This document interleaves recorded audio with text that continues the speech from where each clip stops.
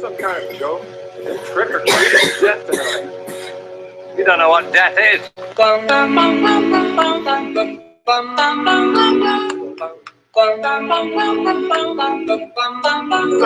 joke. Trick or treat death tonight. You don't know what death is. How do you follow that? Part 1 and part 2 are essentially the same movie. Some kind of joke. Trick or treat. Sorry about that.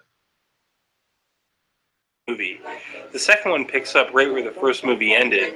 Mike disappearing from the grass is a great way to give him an immortal mystique and keep the momentum of the first movie and the atmosphere.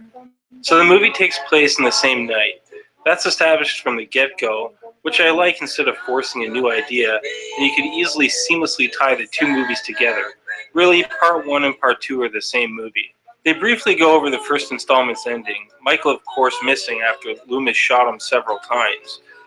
Then Halloween 2 begins after a recap, so just a quick rundown of the movie and its highlights before I give my 2 cents. Michael grabs a knife from this old lady, so he's armed again. Some great point of view shots of Mike at the beginning. And Michael is truly the shape in this one. Can you spot him? He blends in so well. Just skip ahead. A little goofy kill. He springs up and gets her. Just thought it looked a little silly. Jimmy, played by Lance Guest, is probably best known for his role as Sheriff Brody's kid in Jaws' Revenge. But anyway, on a side note, this kid gets a razor in his mouth and it puts a real dark scene in the movie that I think is darker than Michael, being that it's a child and it doesn't relate to the plot much. Loomis and the sheriff look for Michael, and Michael's headed for the hospital. I like the where is Michael aspect of this because he eludes everyone, and Mike's staying hidden, leaving room for suspense in the scenes where you think he may appear. It's really well done. If you've seen this, how in the hell does a car explode in a minor traffic accident? I always found that a bit funny. The victim was Ben Tramer, and if you recall from the original, that was Laurie's crush, so she has some real bad luck. I love how Mike sneaks past the security cameras. I thought it was a great shot. Mike hits the hospital and wastes no time offing people, starting with the security guard. I think the most brutal kill is the nurse in the hot water. What a way to go. The town stones Mike's house, and I thought it was a nice touch and a little like Frankenstein when the mob approaches the lab. That might be a stretch, but that's what it reminds me of. The pursuit of Laurie takes place in the hospital, and I find the long hallways and the sterile aspect of it great for suspense, like in part 6. But I don't think that they use the hospital to their full advantage. It's a great location, though. Now, the mask is something I'm not thrilled about. It's lighter hair and way too narrow. The original will always be number 1, although I like the mask in part 5 and part 6 as well. After a long stretch of Loomis and Laurie dodging Michael in the hospital, it comes down to Mike and Loomis in a fight to the death. This is where the series should have ended. Loomis blows Mike up, and he burns to death. Loomis should have been dead as well. That seemed to be the case in the third movie, Season of the Witch, coming out, which I still think the series as an anthology would have worked, but the rest is history. Part 2 is a great installment, and I love that it continued as the same night as the original. I just feel it should have ended here. Michael, like most slashers, seems to get more invincible as the sequels go on. And I do like the sequels, but I still maintain that ending it here and going with an anthology would have brought more to the table. The nurse getting the needle was my favorite kill. The atmosphere didn't have that Halloween season feel to it, more of a straight slasher film, but it was still good. Besides the original, part 5 and part 6, this one comes next for me. I know I'll get flack for picking those two over it, but hey, that's what I like. That's all I have to say about Halloween 2. It was entertaining and it was just a few steps behind the original, which was a tough act to follow. But this was Pat for HMRG. Thanks again for watching. So please turn on your magic beam. Mr. Sandman, bring. Okay, let's see. That's serious preparation. Showdown, sure. Okay, how was the sound and everything like that? So I'm gonna play another one, and if that was good, then sweet.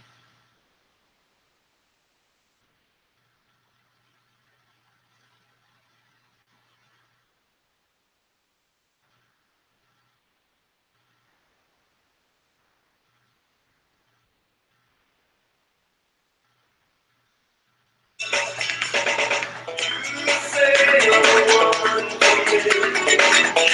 say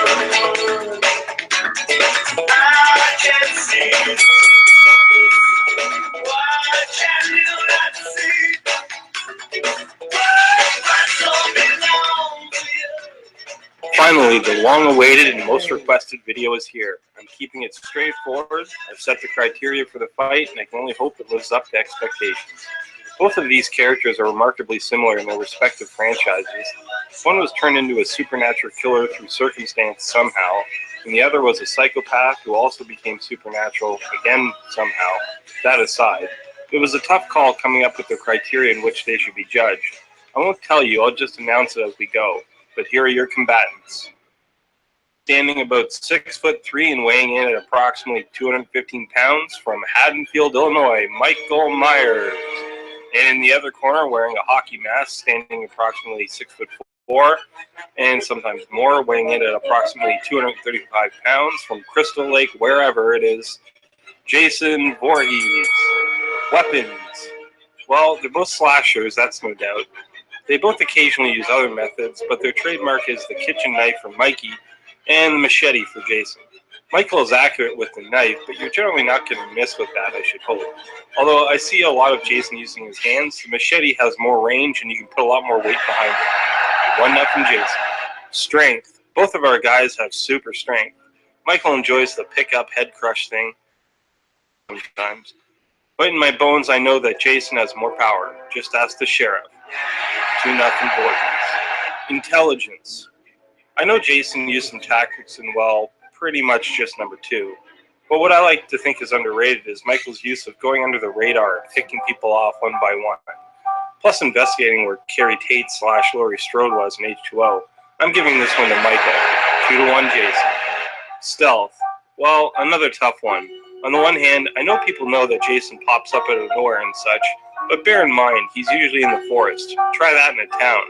Nobody can beat the shape at this game of stealth. We're tied, 2-2. Durability.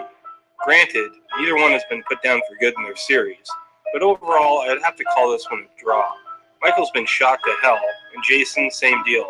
Although Jason can come back as a heart or something weird like that, that's more weird than impressive if you've seen Part 9. Iconic stature. Although it's near impossible to really judge this one, clearly there is a fan base for both. I would have to say that Friday the 13th and Jason likely have risen above Michael, from TV spoofs on The Simpsons and Arsenio Hall, even Roseanne. This one's 3-2 in favor of Jason. Which franchise was better? Well, that's hard to answer. The only way of answering that is to say which one got more ridiculous first. I know for Halloween and Part 5 and up, minus H2O are considered bad movies, not to mention Part 3. I think Friday made it about the same distance. Part 5 and up were far and away from what the series was about, in my opinion. But I do enjoy the Halloween movies, except for Resurrection, so I give it to Michael. We're back at a draw. Well, there you have it. It was a draw. I didn't intend for it to be, but really, it's an even matchup. But what do you think? Who would you rate number 1? All these videos, the versus ones, and the reviews are completely subjective, but I look forward to your comments. This was HMRG. Thanks for watching.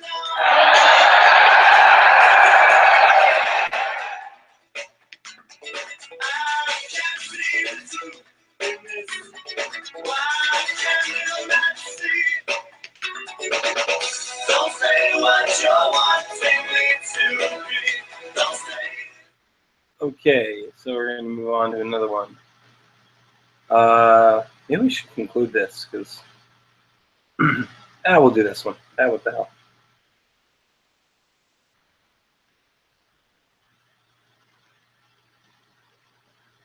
I'll get to the chat in a bit, but we're just having fun. Come on.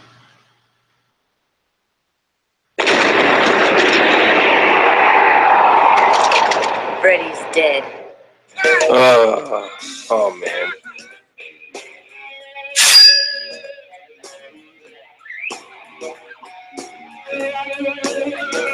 Freddy's dead.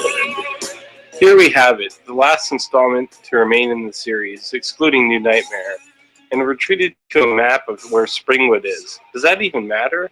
Before I go into the movie, I should note that this movie shouldn't be taken seriously like the original, although it starts off with some humor.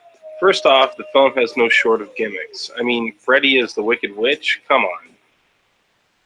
And some star power because there are a slew of cameos.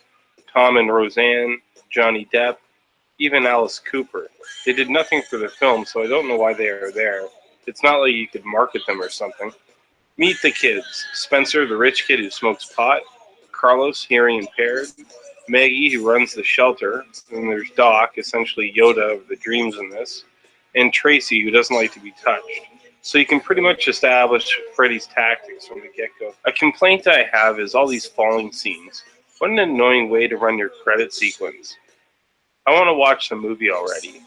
And Freddy driving the bus, I don't have a lot of good things to say about this movie. Freddy needs John Doe to find new victims, again. The Elm Street kids are dead, so you'd think he'd be finished. Also, he wants to find his daughter, but I'll get back to that. Introducing the Dream Demons. Was this really needed? I find the mystique of Freddy's unknown origin and becoming what he became from the fire good enough. John Doe arrives at the shelter and Maggie sets out to help him. The plot thickens as Maggie discovers the water tower in a news article that John had. She sees it in her dreams. Her and John head to Springfield to find out more. But what's the point? Is it really that compelling? The movie basically centers around Maggie and John trying to figure out their dreams. So let's get to the good parts and my asides. Defy gravity based on the dream world. Well, can't bitch about that. Philip walked right through a door in part 3, and that made no sense at all. But that movie rocked, so let's let it slide. Maggie finds the kids from the shelter hidden in her van. The movie had to bring fresh meat into the equation somehow, I suppose. The town went insane, but how they maintain living standards is beyond me. Oddly enough, it's one of the highlights of the film. I guess because it's kind of creepy. So it's well established that the people of this town have lost their minds. But really, every single one? This teacher is more comic relief than horror. But we learn Freddy has a child and it was taken away.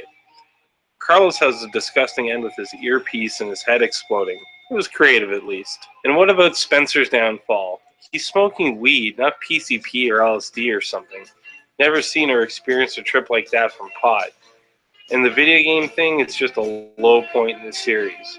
Well, he's being controlled and bounced around, but if John can walk on air, I guess this makes sense. Who knows? And the Power Glove scene, was this just a marketing gimmick from Nintendo?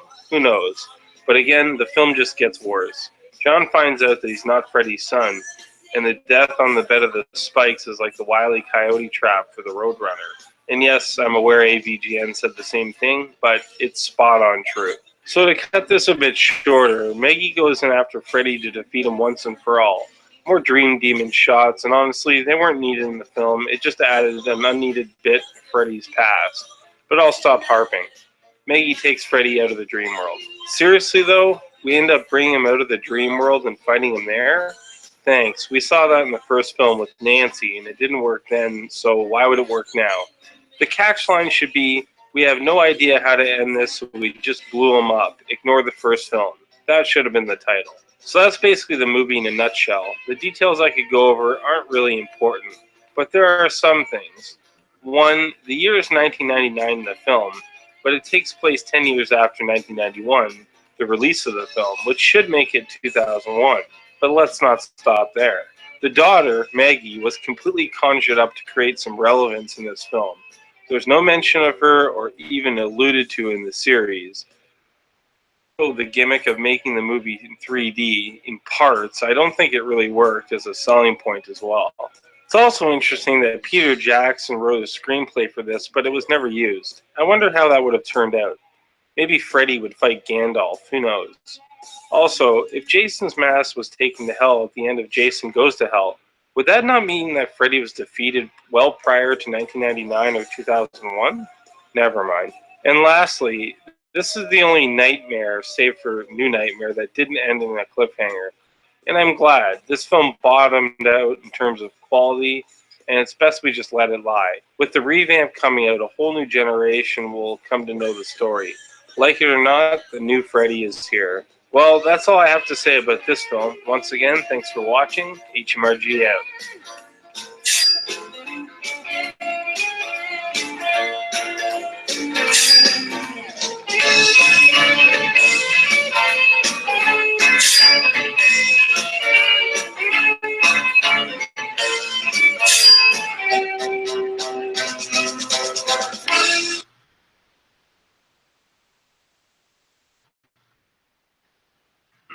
I can just answer that.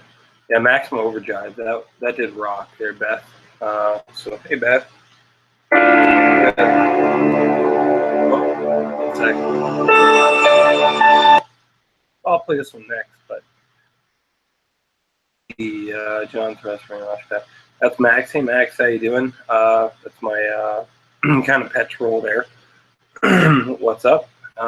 Doing his thing. Don't mind him. Hi, Beth. Let's see. I'm gonna mispronounce this, but the Ziggy Mick.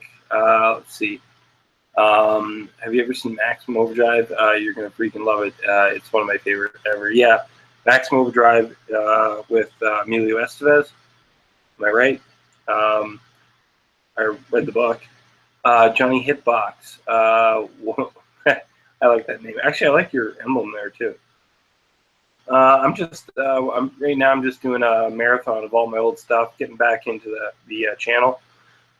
So I don't know. I just thought I'd do a hangout where I just kind of do a mini marathon of some of my old, some of my new, and so I hope you enjoy. So I'm gonna play another one right now. But you know, if you guys have requests or you see other stuff that you want to see of mine again, let me know. Nearing the end, maybe I'll play some of the longer ones. Play any Halloween reviews 4 and 6. Sure, not a problem. Let's see. I gotta search for it so you get to see. Okay, we'll save the retrospect.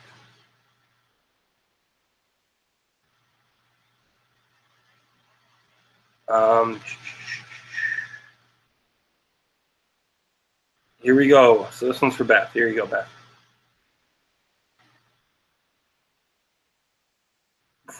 Before I start going on camera and taking other shots.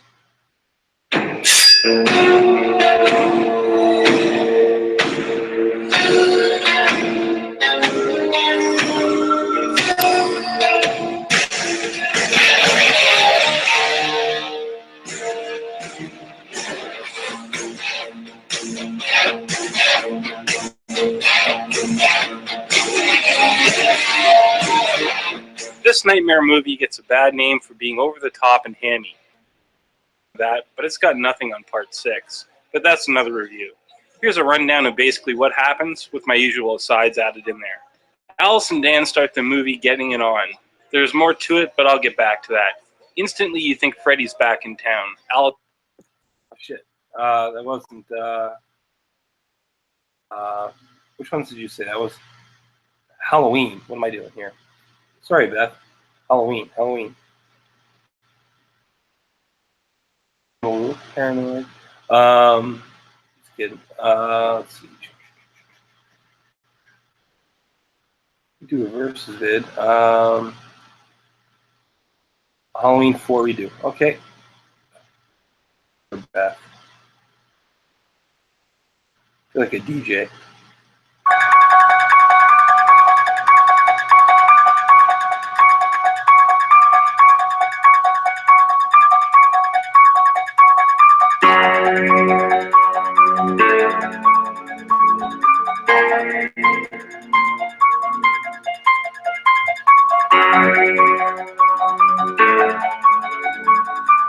The story overall is pretty simple. Mike has been in a coma or something for like 10 years, and he escapes by killing the ambulance driver and others in it, and makes his way back home.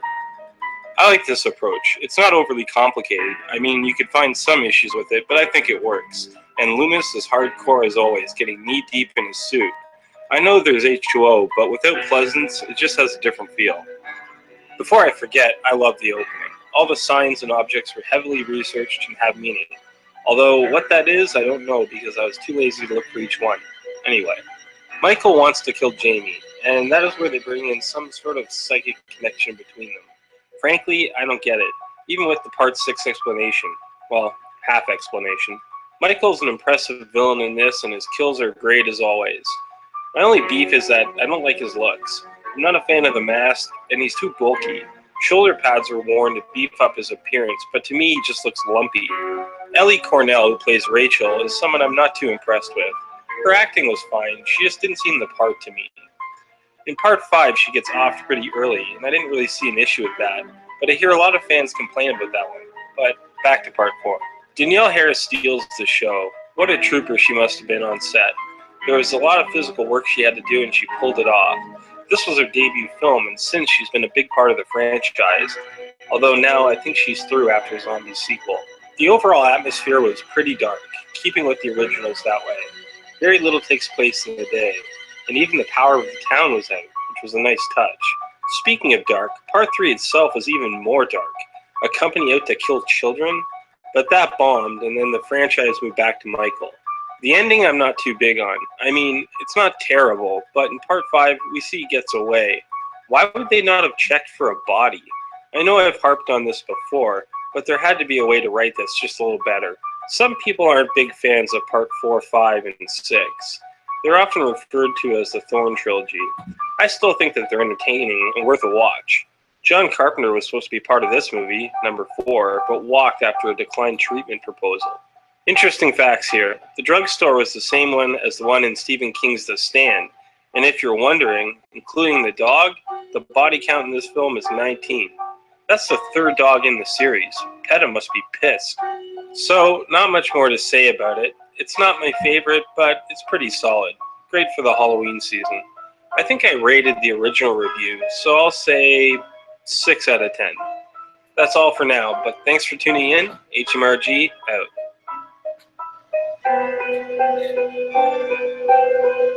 There's bloopers at the end, so I don't know, maybe we'll listen. Hopefully not too bad.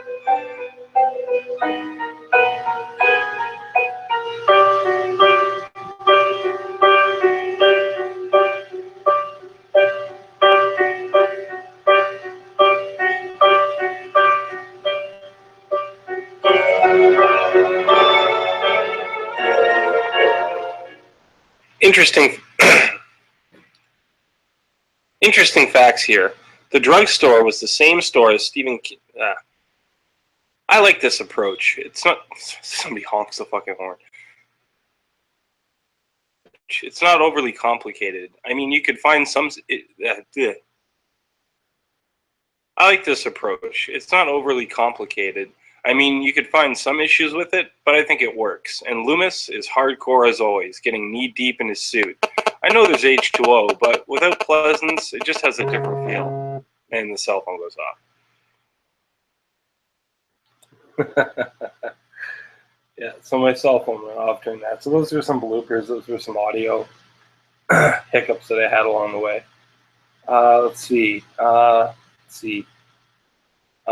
was gone, but did you hear about my movie? No, I did not hear Bloody Dawn. Please tell everybody about it. Let's see. That's okay. Freddy's cool too. Dream Warriors.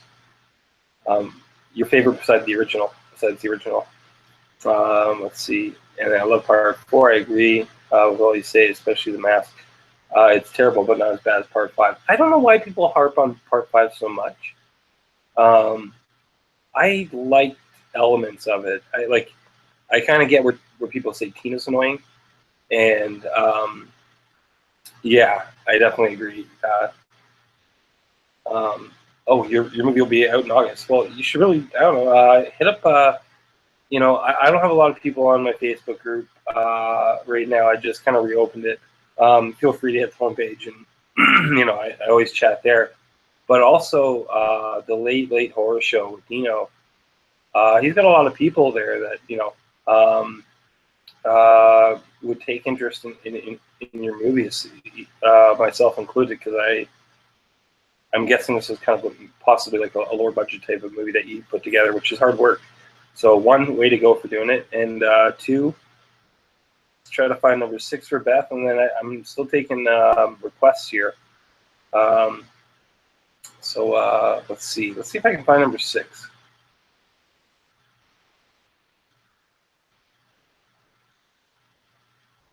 These might be kind of random. I might do them at random, actually, because it might be a little bit easier to kind of roll it that way. There's some restricted ones, like I did overrated top 10. I don't know. Let's see. Night of the Demons. Oh, the tie break with Michael. We got floating on part 2, page 2.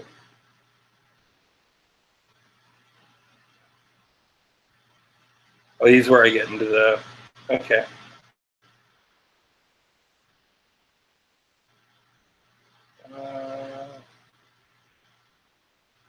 Freddy versus Michael. Yeah, let's give it a shot.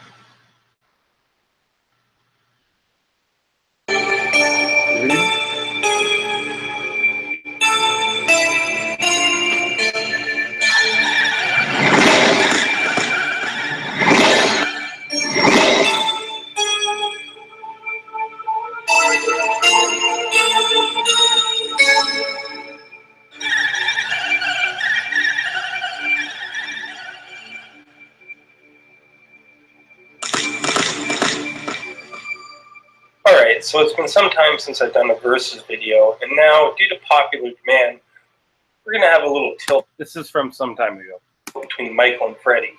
Now, this is going to be a tough one. I have to compare their weapons and how they use them in each of their films. Also, the kind of tactics that they use, among other things. Everyone knows their primary weapons, Mike with the kitchen knife and Freddy with the glove. So basically I have to come up with the criteria for the battle. Also, I want to end it in one video. In the Michael versus Jason video, it had to go to a tie break, and I always felt that that video didn't do the battle justice. How do you attack Freddy? He lives in dreams, intangible in the walking world. Except for number 2, and that'll come into play here. Michael, well, he just doesn't die, although in number 2, that seemed to be it. And in H2O, well, the beheading, that should have been it and ended the series there, but that's another story. I'll announce the criteria as we go, and then for the final decision. But as usual, let's start out with announcing our contenders in this match. In this corner, standing 5'10" and weighing 175 pounds, from Springfield, Freddy Krueger, also known as the Springwood Slasher. And in the other corner, standing about 6'1", not counting the ridiculous 7-foot zombie version, weighing in at 200 pounds, Michael Myers from Haddonfield, Illinois. Weapons. Well, Michael has a kitchen knife. He uses other things as well, but the kitchen knife is his trademark. Short range, and he needs to get near you. Oddly enough, he walks real slow and still manages to catch up to his victims. Classic slasher nonsense, but suiting and eerie, I suppose. Freddy, on the other hand, takes the advantage. The glove, I find, is more to strike fear into his victims. His true weapon is a psychological attack, finding your fears and exploiting them in order to claim his next victim. Escapability. Let's roll with it. Michael, like in part 4, trapped part of the main cast in the house for some time. It seemed like certain doom for our main characters, yet they got away. Freddy lets potential victims live at the end of his movies. But in Michael's case, support is always on the way. He's known to the police, and Dr. Loomis is there to alert everyone and try to stop Michael. In the end, some die, but Michael is usually taken down. Freddy, on the other hand, attacks you in your dreams, attacking the children of Springwood for revenge, and then for some reason continuing to kill other teens after his job is complete, which never made sense to me, but whatever. But the adults never believe the kids, like Nancy's father in part 1, just telling her to go to sleep. You might think he might believe her after her boyfriend's gruesome death. The death alone should raise alarm bells. Let's look at this again in slow-mo. Look at the blood rushing to the ceiling. What murderer or any person could do that to a body? That's insane and awesome. But that's the dilemma. Nobody believes the kids and they're on their own, giving Freddy a serious advantage. Even in part 3 with all the kids, Dr. Sims treats the kids all over town, and they haven't met, and they all share identical dreams and are dying, which the hospital deems suicide. Like, come on, wake up. Anyway, Michael, in fairness, he has stealth. He's known as the Shape for a reason. And to his credit, he's not a mindless killer.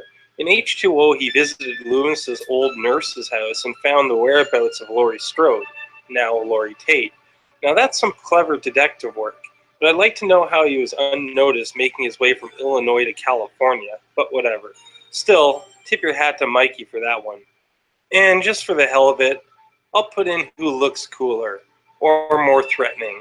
No bearing on my decision, but Freddy is so creative looking, and I recall Tina's first sight of him in the dark alley when the long left arm in the dark, and you can't see his face. It's just terrifying.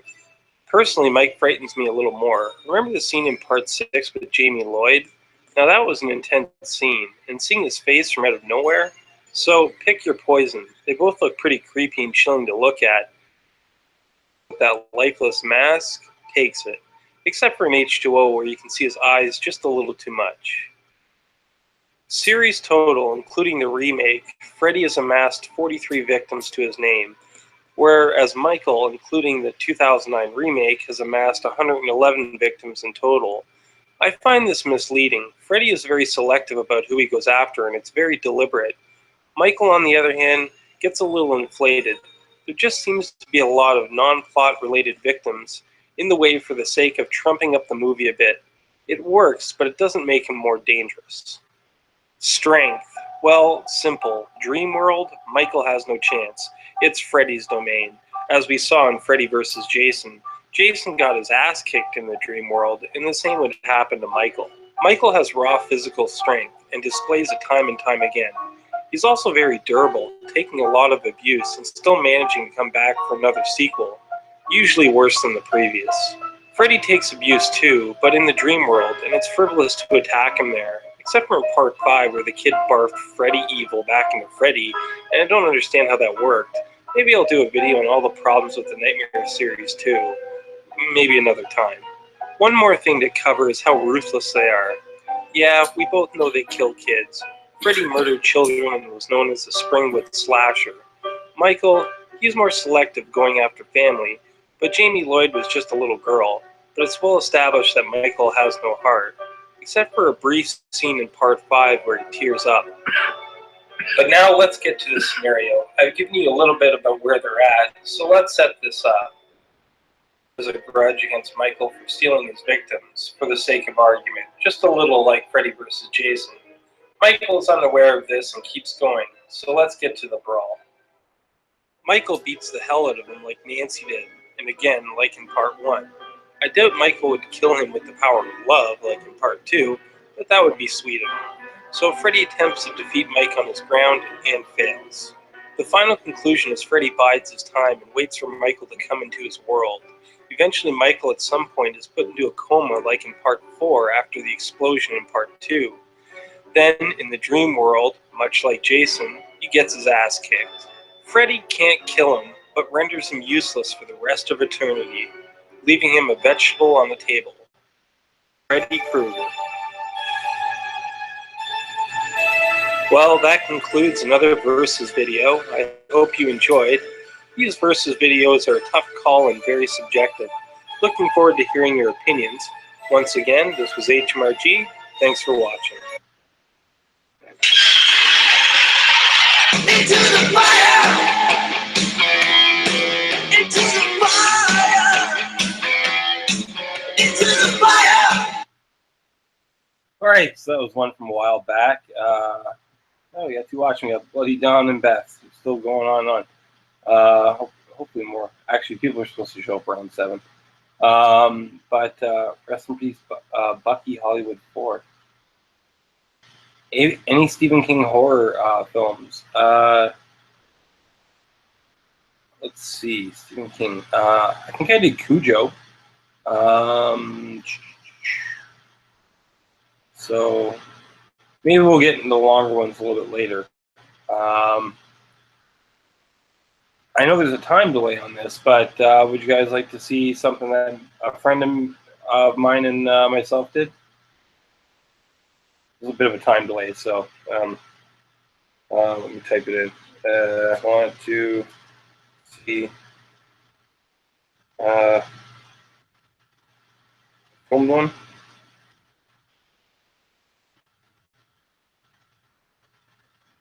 One that I'm talking about, we actually made like a little. Oh, sure. Okay, so we got a sure from Beth. All right, cool. Good enough.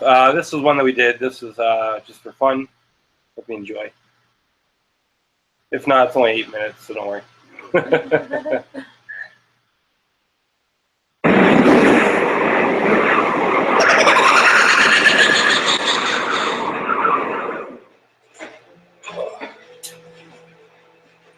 Well, hi, and welcome to the new HMRG. HMRG show. This is my good friend Jose Santiago. He's going to be doing some of the sound and things like that.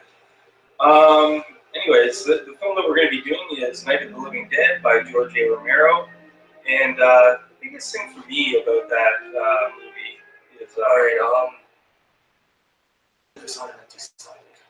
I have leftovers. Do you want leftovers? Yeah, I want leftovers.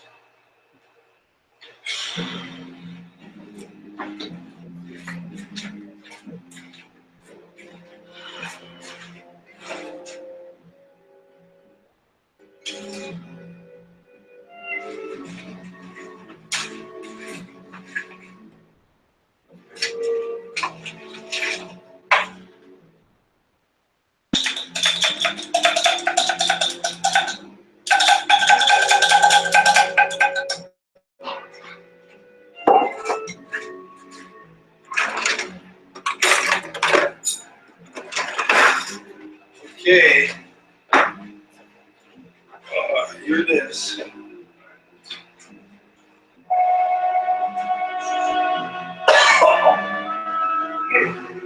Dude, how old is this? I don't usually keep track of my leftovers in my fridge. No, just eat it. It's not like it's going to kill you.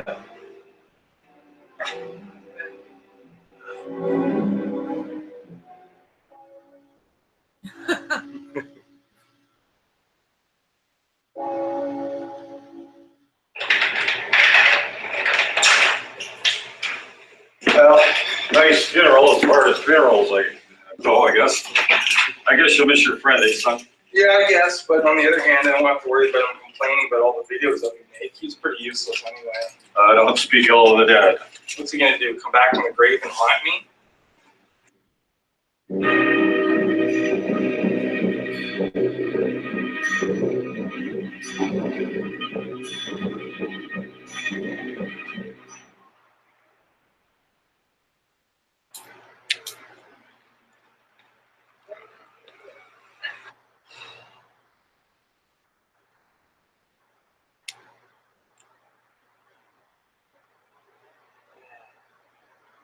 Well, since there's no Jose, I guess it's just time for me to go do solo reviews again. What else is new?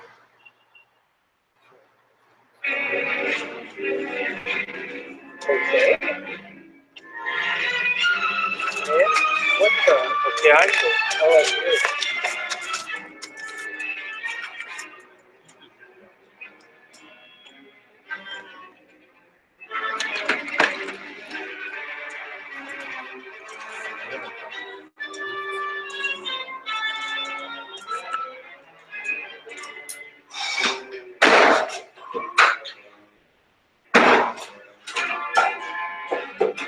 Okay.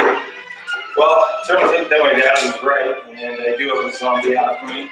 So, while I take care of this, I do have a review to do, so let's get to it. Let's take a look at the 1968 classic zombie movie by George Romero, Night of the Living Dead. Night of the Living Dead, a classic. Feels like watching a peaceful movie about a nice drive, a caring story about children mourning their father's death, mixed in with a little zombie action fighting over flesh with a dash of scarfing intestines with a hint of meat being ripped off the bones of an arm. Well, this is the movie for you. Anyway, Barbara and her brother go to visit her father's grave, get our first look at a zombie. This is the famous... They're coming to get you, Barbara. And wouldn't you get lost if you saw this creep wobbling toward you? Her brother fights the zombie and, ooh, that's gotta hurt. So Barbara takes off and ends up at this rundown house. Now, a little bit Barbara. She is totally useless throughout this movie. She goes through breakdown after breakdown, and well, look at this. We can leave. Well, we better leave soon. It's 10 minutes to 3. See what I mean? Thanks, Barbara. You just sit there and chill for a while. Now, Ben, he's the man of this movie. Barbara goes through some sort of meltdown. This guy is planning the night. He knows how to deal with zombies as ice. So the zombies start showing up, and look how flammable they are. We do learn that they are afraid of fire. And back to Barbara. Is she home shopping or whatever? What's going through her head? Ben finds a gun, always needed in this situation, as we've all been in before. Two guys pop out of the cellar. Mr. Cooper, the bald guy, is trying to get people down to the cellar, which does make sense. I mean, one door versus many to protect? I'm not sure I was with Ben on this move. Also, the radio mentions that this is taking place over the eastern third of the United States, and the source might be a radioactive probe that came from Venus. Explained in this movie, the better, but there are TV reports that give this almost a documentary feel to it. They hatch a plan to escape, but it doesn't really go too well. Zombies surround the house, and this daughter murders the wife in this horrible scene. Ben locks himself desperately into the cellar. All seems lost for Ben here. With zombies pounding at the door, Ben survives only to be killed in the end, which sort of sets a trend in the 70s of horror movies ending on a downer note, or without a concrete ending.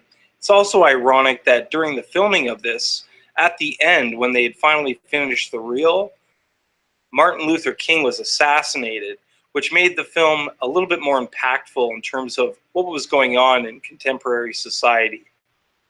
Halloween, ending with Mike being shot and then disappearing at the end of the movie. Not exactly the same, but the gore in this is on full force. The atmosphere in the house is intense and claustrophobic. The black and white really appeals to me, and although they did come out with a color version, I think the black and white is the only way to see this movie. Well, it had been a while since I've seen this, but it's a total classic and one of the most successful independent films of all time. If you haven't seen it, check it out. Okay, well that was George Romero's 1968 film, Night of the Living Dead. I hope you enjoyed the review as much as I did, but right now, I gotta take care of business.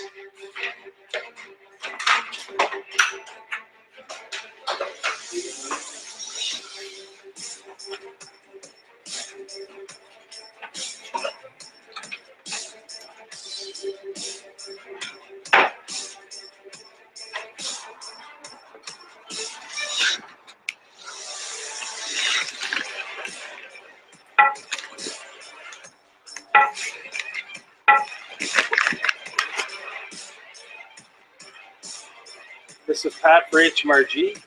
Thanks for watching.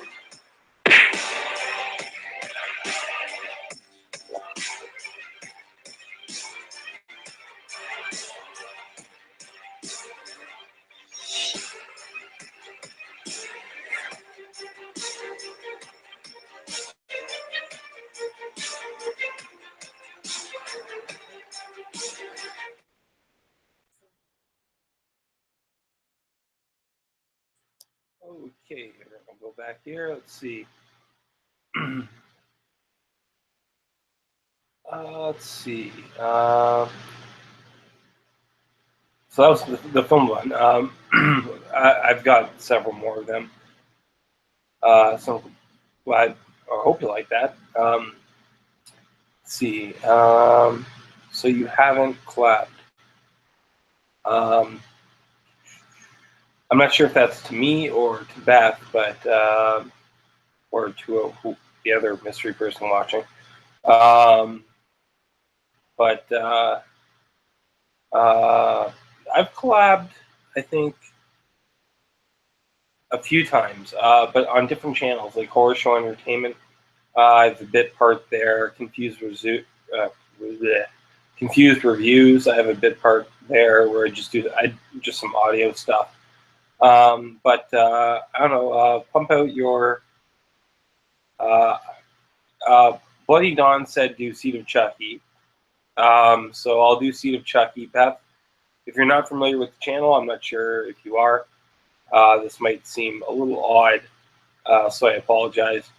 But the more I film, the wackier it seems to get. So let me find that. Hope you enjoy it. Oh, did I do them before that? Yeah, I did them before that. Or I didn't.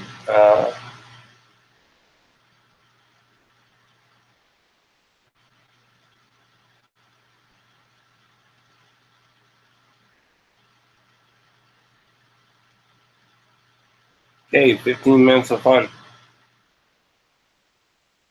And I apologize if you're easily offended. It's just a doll. And milk. Well, cream.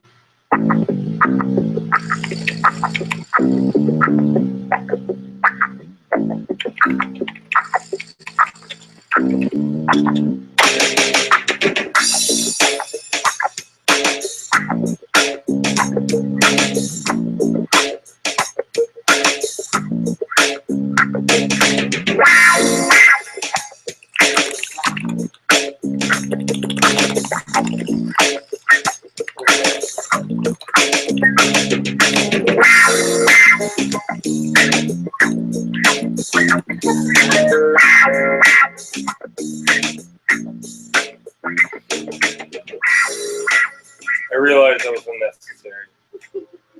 Before I get into this movie, how gross is the opening? Christ, we have to see sperm travel through, I don't know, whatever those tubes are in chicks. Anyways, it makes a zygote cells form. It's actually like really, really gross.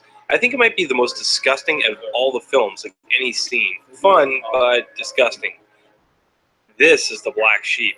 Bride was fun, but this one, it really went off the rails. It discovers Tiff and Chucky, whose killing sprees are public yet shrouded in mystery.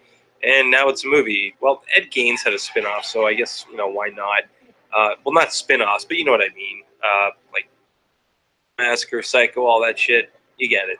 This doll thing, anyways, goes to the States by airplane, by the way. So let's stop for a moment.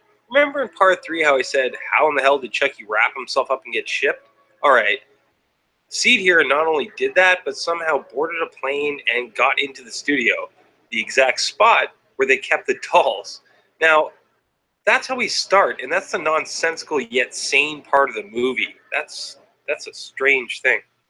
Alright, so Seed of Chucky, like, we all know that this film is fucking nuts, but hear me out on this one.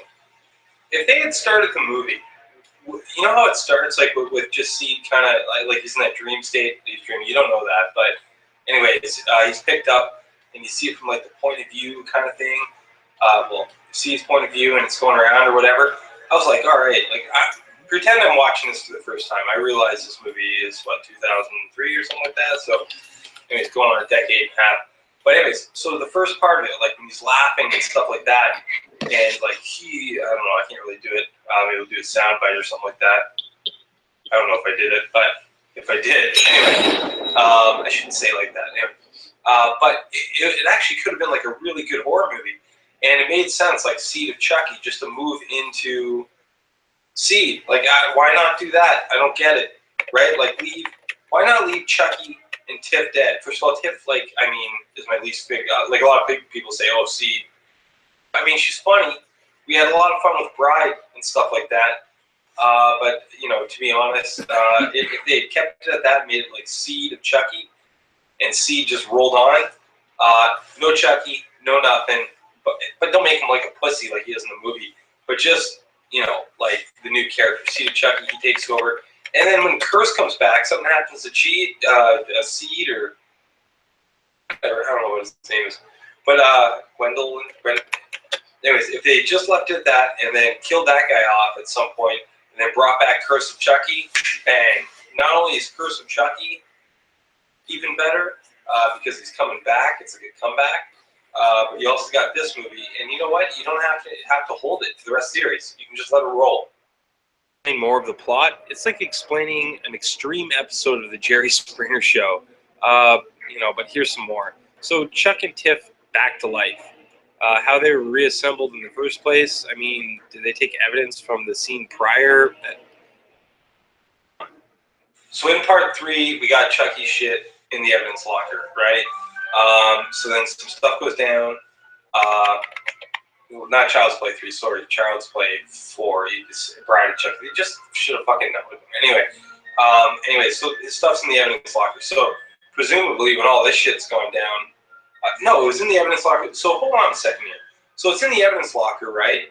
I would imagine because it got blown away, so it'd be put there. You're telling me that this film company that's making a movie about Chucky and Tiff, they just lent out the evidence? Like, isn't evidence kind of crucial to crime scenes and shit like that? Like, they never let that go.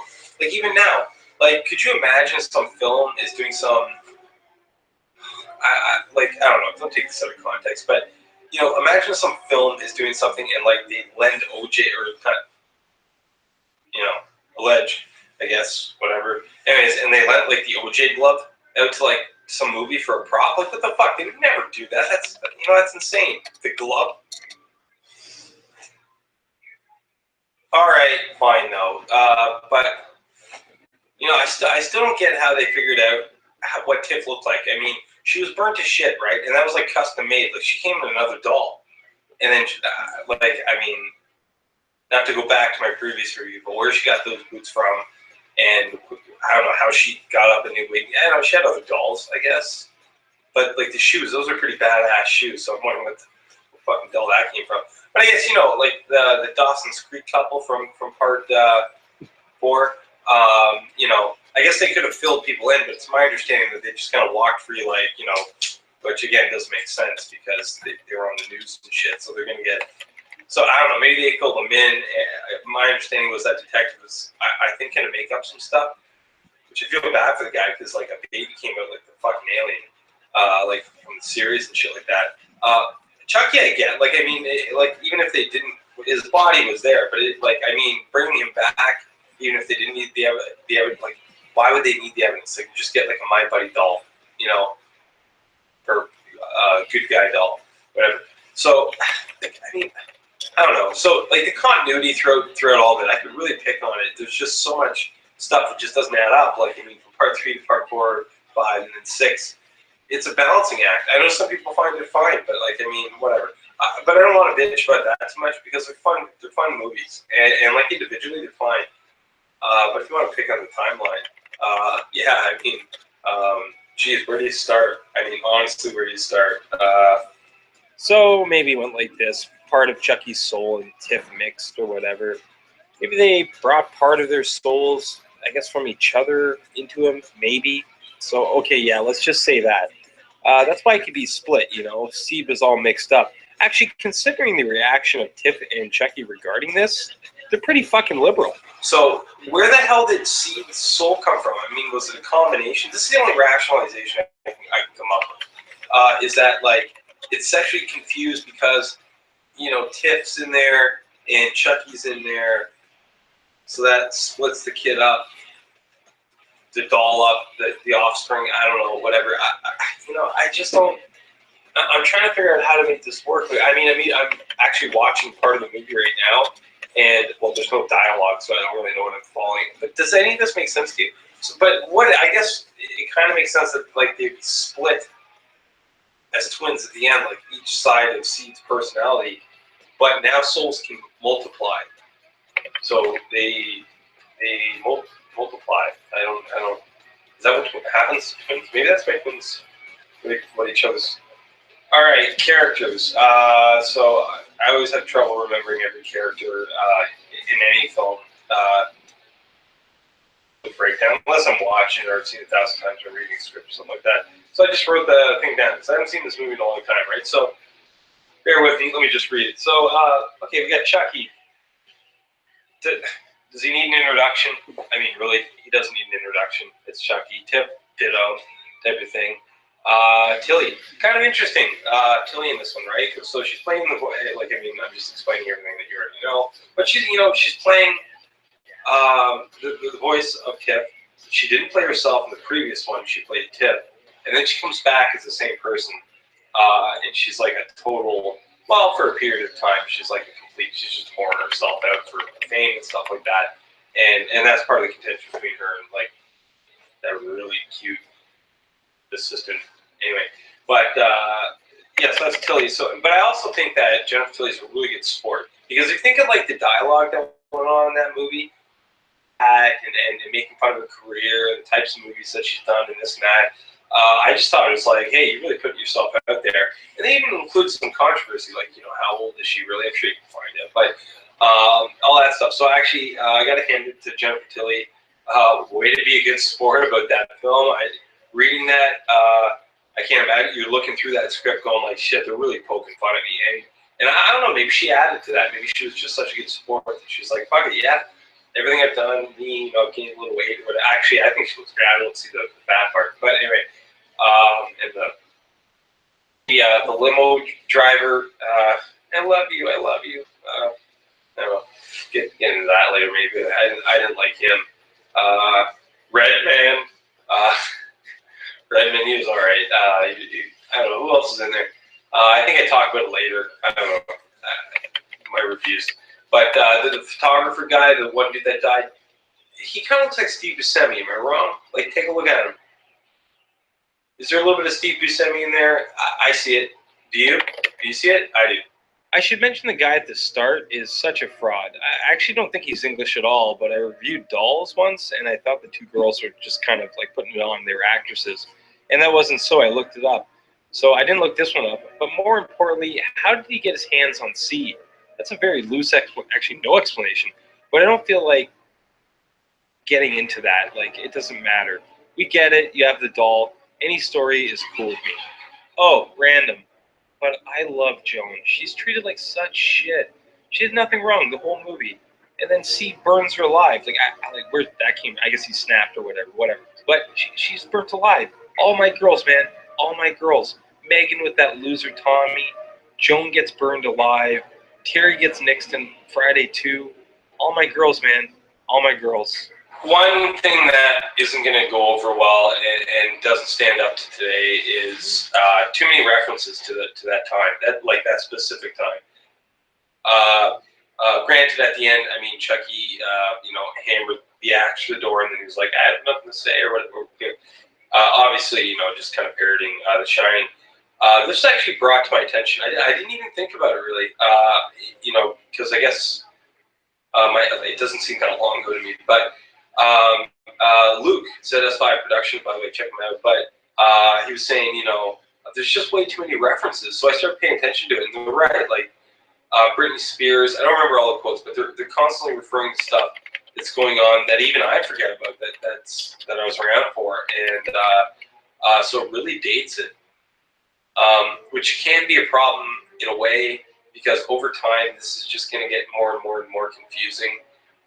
Let's say it's not crazy to say, because Night of the Living Dead, Night of the Living Dead came out in the 60s. So 50 years later, it still works fine. But this movie has so many references that 50 years from now, or I guess it would be, 37 years from now, no one's going to have a clue what they're talking about. I'm not going to have any marbles left. I'm going to be like, spears. Like, it's just going to die out. It's not going to hold up over time, which is a shame, because, again, if they had kept it just the Seed and didn't do all this stuff and didn't reference things and they just nixed Tiff and Chucky, it would have been a different thing. You wouldn't even had to have referenced stuff. Like, this movie's self-aware, obviously. And so is Bride. Bride and Chucky. They're totally self-aware, so it's not like it matters. But anyways, it's not going to age well. They should have gone with the Seed thing. I just keep saying that because I just watched the beginning. It's right fucking there. That's your movie. That's your movie right there. And you know what? Like they said, Seed and Chucky. Again, okay, I got to stop this. I'm going to go on some rant, which I always do in these damn things. Possibly the best Chucky kill. He goes on the ceiling, like freaking Tom Cruise style from Mission Impossible. And he's got the knife in his teeth and he's dangling over the guy. That was awesome. You see his eyes kind of cross over a little bit. And then poor Seed, the thing with so much potential. Anyways, comes out, freaks the guy out. The guy flies back, bang, gets acid all over him. I'm not sure what kind of acid that is. I've never actually developed photos in one of those labs. I think I did in high school, but I know, I go on about the Curse of Chucky connection all the time. The ending in this one, though, there's turmoil between Tiff and Chucky regarding the kid. He has a few good lines in this one, too. It is a funny movie. I find it way too far outside of the series, though. It just is what it is, I know. But some people hate it, and it generates interest, though. The sexual confusion, impregnation, the twins, Tilly actually being Tiff in the end, which actually helps part 6 in terms of the sequel connecting and all that, but again, I won't get into that. But it all put too much into the story. Bride I found better, and it was essentially just a car ride. This is still a fun movie, but they should have just followed the damn title, Seed of Chucky. just have one badass offspring of Chucky. Anyways, that's just my opinion. Thanks a lot for hanging in there with me. I hope you enjoyed. Take care. Bye-bye.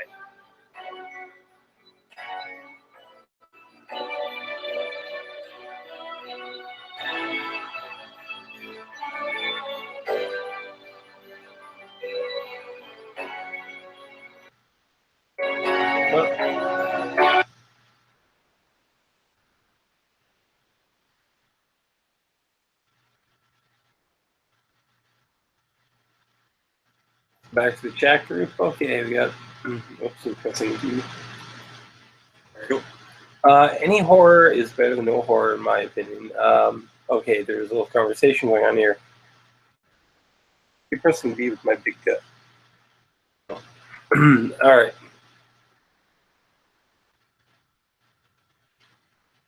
Pressing. Anyways, all right. Oh, I know what's going on. This is a question. There you go. Sorry. Let me try to follow this conversation. Sure, I haven't climbed. I'm a new sub, but I like what I've seen so far. Oh, great. Well, thanks for subscribing. More stuff is coming out in probably about a month time.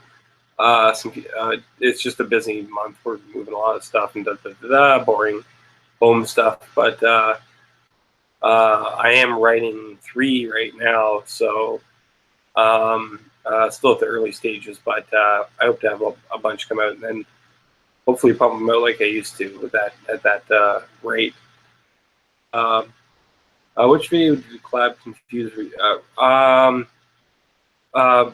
Confuse Reviews is done by Luke. Ask Luke which one I was a voice in, and he'll be able to tell you. You can find them on either my Facebook page or Horror Town to find which video that is. I'm not sure which one it was offhand. And I did the same with Brian Gatto for that horror show or Horror Show Entertainment. Because Seesaw is one, I get them confused. Also, Dracula versus Dracula. Well, sorry. Also, do you have any suggestions for evolution besides Michael versus Leatherface?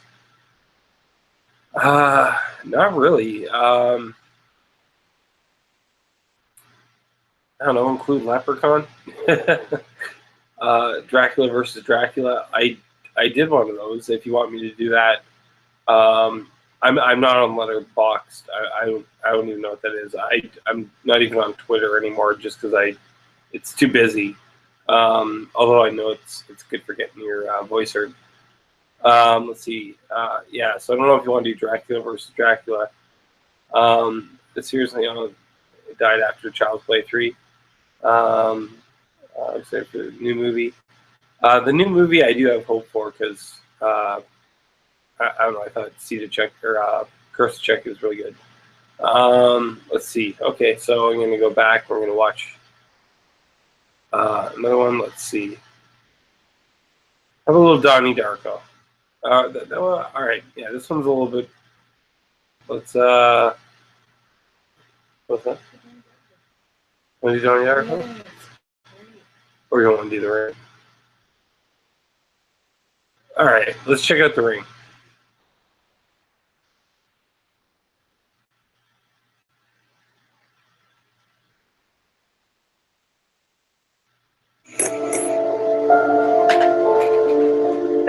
That tape so unimaginable that the disturbing images haunt you for the rest of your life. Real. Imagine the unknown before your eyes that lay on the tape, vapid of origin.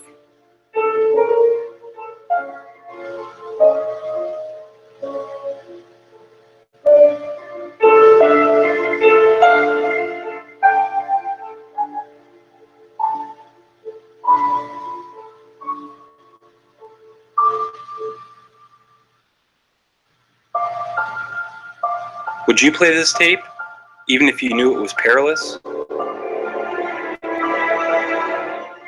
It may be in our nature to do such things. Curiosity drives us to seek the truth, no matter how terrifying. What if a tape leads you to a tragic story under extraordinary circumstances? A story with no answers, no logic. What if? You had 7 days to answer a question too eluding to seek. Secrets that, if discovered, lead to unimaginable minds of the darkness unknown. What if a tape leads you to a tragic story under extraordinary circumstances? A story with no answers, no logic. What if? What if you only had 7 days to answer this question, too eluding to seek? Secrets that, if discovered, lead to unimaginable minds unknown.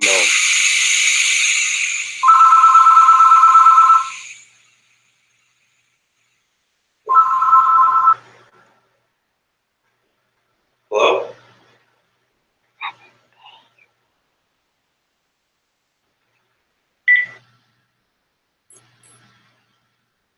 To experience this movie to the fullest, you really have to put yourself in Rachel's shoes.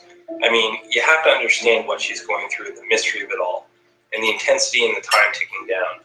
It's much like an inmate waiting to be put on death row and awaiting that day, only he's been charged with a riddle. I'm not going to explain all the nuance and the little things that go on in the film, especially visually, because it's something that if I was to explain, it would ruin the film and essentially mean nothing to you if you haven't seen it. What I'd like to concentrate on is the mood of it and the characters, because that's what drives the plot. I'll dip in and out of, I'm sure, but I may as well just give the basic overall of the flick. It's from 2002, so if you haven't seen it, this is your spoiler alert. A mysterious death of a girl prompts her mother to seek help from her friend Rachel as to the cause. The opening shocks you with the effect, and the end result leaves you with many questions. If you haven't seen it, you'll know what I mean. The rest of you already know. Rachel, I suppose, is emotionally compelled at first, and then driven by curiosity, then out of necessity. The story of the cursed tape infects all the main characters, and everyone's life depends on solving the mystery of who this girl was and the circumstances surrounding this strange tape. The ticking of the clock is felt and sometimes reminded by day. 7 days and you'll be claimed by that girl. Not knowing why is the unsettling part. The movie doesn't depend on the shocking-looking girl. It supports itself on emotional attachments to the characters while smothering you with intense anxiety of the time running out. Reaching a town of mystery, the truth is discovered, or thought to be. Samara generates her own aura throughout the town expressed by the chilling dialogue of the father and others. With Rachel's life on the line as well as her son's and her ex-lover, it all ends almost on how it began. You're satisfied with the indulgence and in your curiosity of Samara's story. However, when reflecting on the movie, you still may feel the void and emptiness inside that madness brings. At least, that's the way I felt. It goes without saying that Rachel's beautiful. I know this. I mean, I look at the girl, awesome, right? So, I don't know if I'm actually going to show this or not. But you know Terry from, Friday the 13th Part 2. Her butt rivals her butt. I gotta admit, it's pretty awesome. But one thing about Rachel is obviously she cares for her son deeply. I don't know why, because this kid is the weirdest kid I've ever met. He refers to as Rachel. Why? I don't know. He sees things like the kid from The Sixth Sense. What that's about, no clue. Even his dad is kind of messed up because it doesn't really apply to the plot. I'll get into that a little bit later. Like I was saying, Aiden is creepy, man. Like, he just has these stairs that go out into nowhere. I don't know what his problem is. They don't even explain it from the beginning at all. They don't explain it. The kid's just weird. Refers to his mom by her first name. His dad he's estranged from, but knows who he is. One part, his dad's like, "Do you want me around more?" And he's just drawing. He's like, "No." He's odd, and they don't explain it at all. And he has a psychic connection with Samara. Now, why he has this psychic connection, they don't explain any of this, and I think that's one of the main gaps that I have a hard time with the movie. But nonetheless, it plays it really well. But again, watch that movie, watch The Sixth Sense, and you tell me if there's actually a difference. Because they both have supernatural powers. Apparently they can connect with, some sort of psychic connection with these people. I don't know. But the kid is pretty weird, man. It's the kind of kid that you would adopt and give up. Like, why take care of this kid? He's so fucking, but he's a good boy. He's a good boy, And it's interesting too. He's a weird character in the sense that he puts his tie on in the morning, and he like picks out. Remember when he picks out his mom's dress? His mom's walking half naked down the hallway, which hey, no complaints. But then he has her dress laid out for her. Everything about this kid is just a little bit peculiar. But his ability to connect with Samara, I'm not quite sure. I think that's more on Samara's side than his side. But why he's being selected, because if you recall earlier in the movie, when he's drawing in the classroom, he's drawing this pre-death of his cousin. So it doesn't really get explained that way, which, you know what, probably works better for the film, because you overlook it anyway. Noah was an alright character. I mean, he didn't have a lot of lines that were really believable. There's some silly parts, like when he's breaking into the... It was funny, I'll give it that, when he breaks into the asylum at the end and gets all the files and things like that. And there's some pretty creepy moments there, too. Was he believable? I think so, but I don't think he was given the strongest lines in the movie. I mean, he's an absolute deadbeat dad. When he goes up to Aiden, he's like, I just don't think I'd be a good father and stuff like that. This kid... But I don't understand the dissonance from his mother, because addressing your mother by your first name kind of has like an emotional dissonance to it. Now the dad I understand, because apparently they're too young. They had sex too young, which I don't get, because they're like in their late 30s and Aiden's like, I don't know, 8 or something like that. So I don't get the too young part or whatever. But I guess Noah is this immature. I don't get how he's immature though, because he's holding down a really technical job that's hard to hold down, maintains his life, seems financially secure, but his father was a little bit, so he doesn't want to take care of Aiden. Like, I mean, I don't know. I don't know whether to respect Noah because he went out and well, you know what happens to him at the end, but I don't know if you respect him more because he went out and tried to solve this mystery. But I don't buy that either. I think he just kind of like had a thing with Rachel. That's I think that's the deal. When it comes to Aiden, I don't even know if he really had, like, at one point, to be fair, she said, Aiden saw the tape. Okay, fine. So he saw the tape. Is that his primary goal, to help Aiden, or is it to help?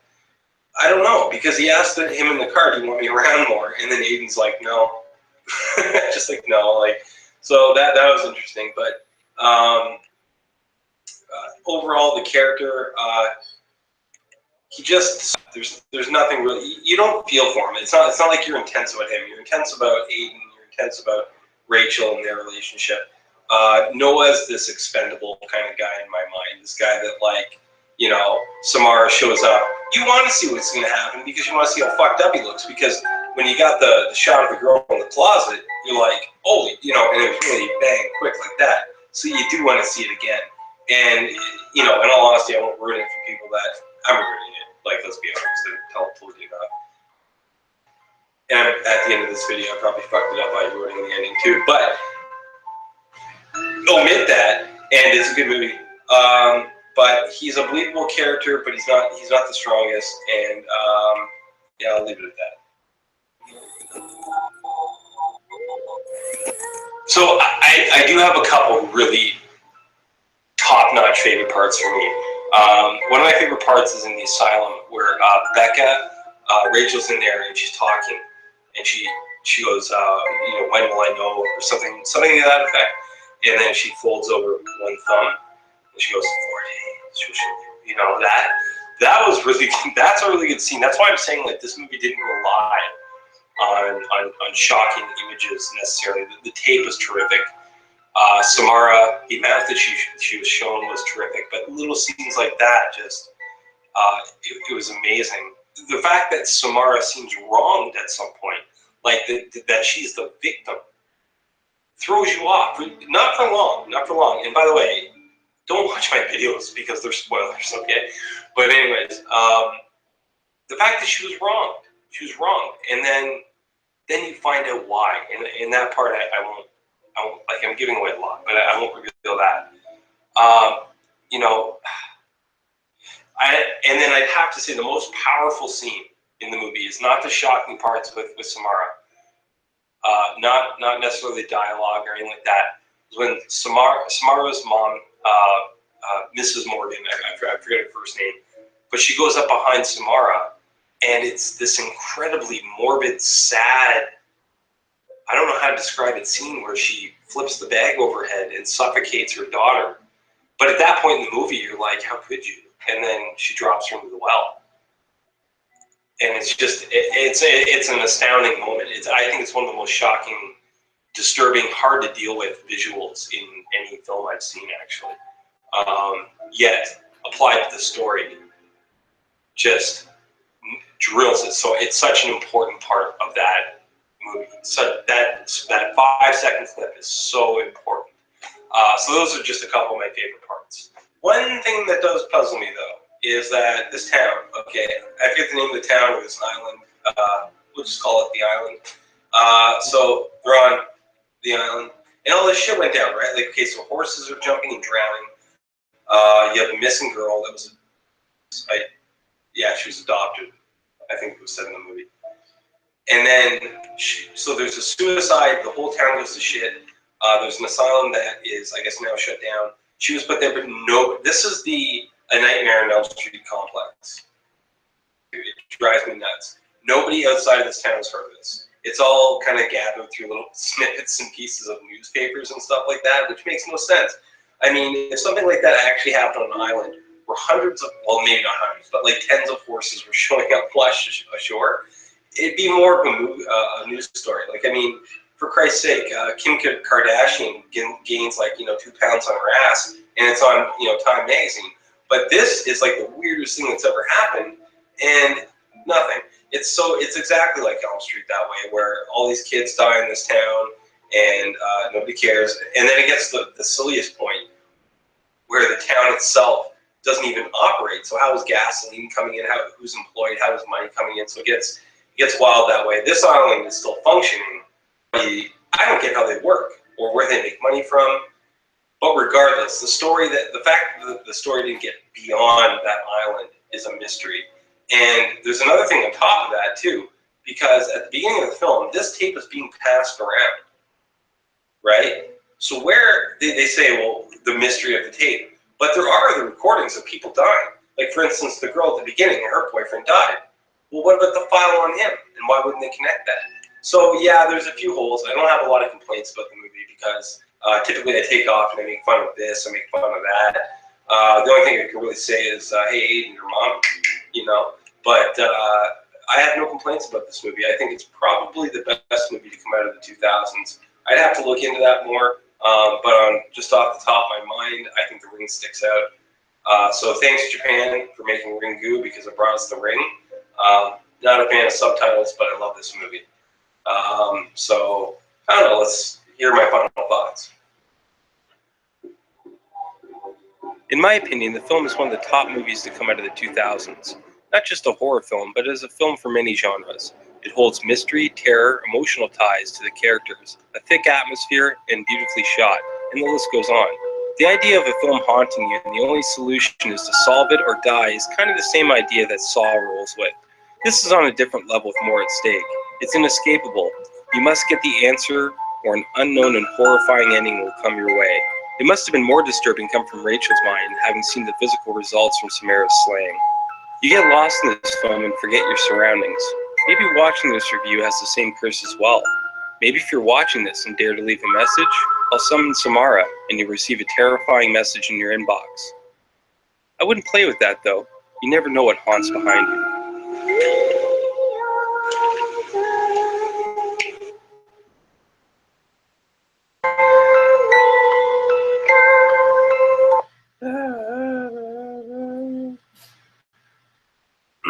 Okay, let's see anywhere. Sorry, I got a phone call at a box's website for sharing your taste in films, reviews, thoughts, etc. I'm not the only. I'm not in any social except for YouTube anymore. For me, the most part, it's just YouTube, and like I open up a Facebook section as well. If people want to go on there and post like their sites or whatever, it's pretty loose. Like post whatever you want. But what to play next? Let's go back a little bit more old school. Actually, oops. Back to you guys. Sorry, wrong. I'm still alive. Actually, oops. Jeez Louise. Anyways, okay, wrong one. Okay, getting all the things back. Okay, but anyways, let's go a little old school. Would you guys like to see my first ever review? It's probably the sound's probably not very good. It's on Windows Movie Maker. A lot of people have asked me, hey, you know, how do you start making YouTube videos, this and that? And my advice is always just fucking make one and have fun with it. And it doesn't matter if it's good, which I don't think this is. It has some humorous parts, I hope. But yeah, that's pretty much it. So let's enjoy this and tell me what you think. Blocked in some countries, whatever the fuck that means. Well, I mean, it means it's blocked in some countries, but I don't know which ones. But yeah, just fucking make one, and you'll have some fun. I gotta press this stupid thing now. It's a new stupid feature.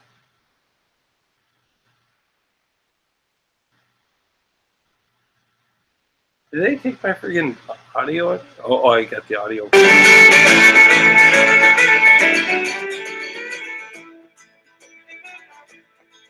Though the night be dungeon, not a star to be seen above, I will be guided without a stumble. This is Leprechaun from 1993. This is actually Trimark's first production, which I thought I would mention. To get into it, we start off in some kind of cave, and you notice that right away the lame rhymes and lyrics from Leprechaun begin. Cave at the beginning, for one specific reason only, is that the next scene we're immediately in North America. I'm not sure about you, but I don't recall any time passing or an airplane or anything like that, although I guess it's left up to our imaginations. O'Grady then tells his wife that he found a leprechaun in Ireland, and she begins to make fun of him, which she naturally found far-fetched. This is where the film could have gone on a great road. After this, she hears a singing child coming out of a bag, and wow, it was creepy. But the kills, they were subpar. I don't even think you can count her kill as a kill. I mean, she only fell down the stairs, and of course, cue the cheesy line, tea brewing. To wrap up the intro with Dan, deep over, and they battle for a bit. Dan traps him in the crate in the basement, and it almost sets him on fire, which would have actually set him on fire too, which I never got. Anyways, he keels over and has a stroke. Then we proceed 10 years later, and the rest of the gem of the film begins. This is Jennifer Aniston's first leading role, and not surprisingly, it's often forgotten. She plays Tori, a pampered girl from LA who can't stand living in this old rickety down house. Make a few changes, and basically you're watching Rachel from Friends. It's even got some of that snotty old coffee shop humor that we got during Friends. Meet Nathan. I guess he's the heartthrob for the film, but I don't know. Doesn't he kind of look like a cheap ripoff of Kevin Bacon to you? Also, meet Ozzy and Alex. Ozzy, who is slow and tries your patience at times, is lovable, and Alex is the adventurous yet responsible type. Believe it or not, besides sometimes the Leprechaun, these are basically the best characters in the film. So the Leprechaun is in the crate in the basement and is well aware of the new family living in the home. His first target is Ozzy, being easily fooled, I suppose. He uses the old children's voices trick like he did with the old lady to lure him in.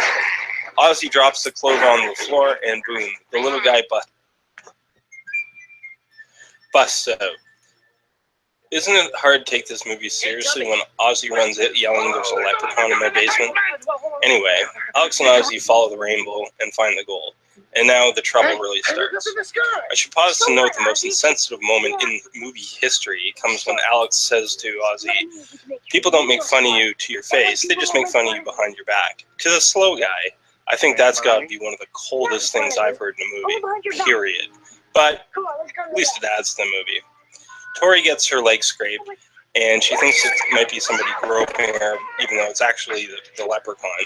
And he leaves a little bit of a scratch, and the dad comes running over because apparently he's some sort of trained medical man.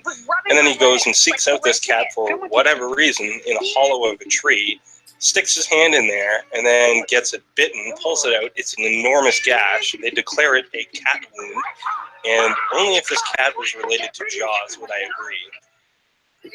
And that's basically what happened in that part of the scene. So from there, the dad has to go to the hospital, and Ozzy and Alex split to check out the gold coin.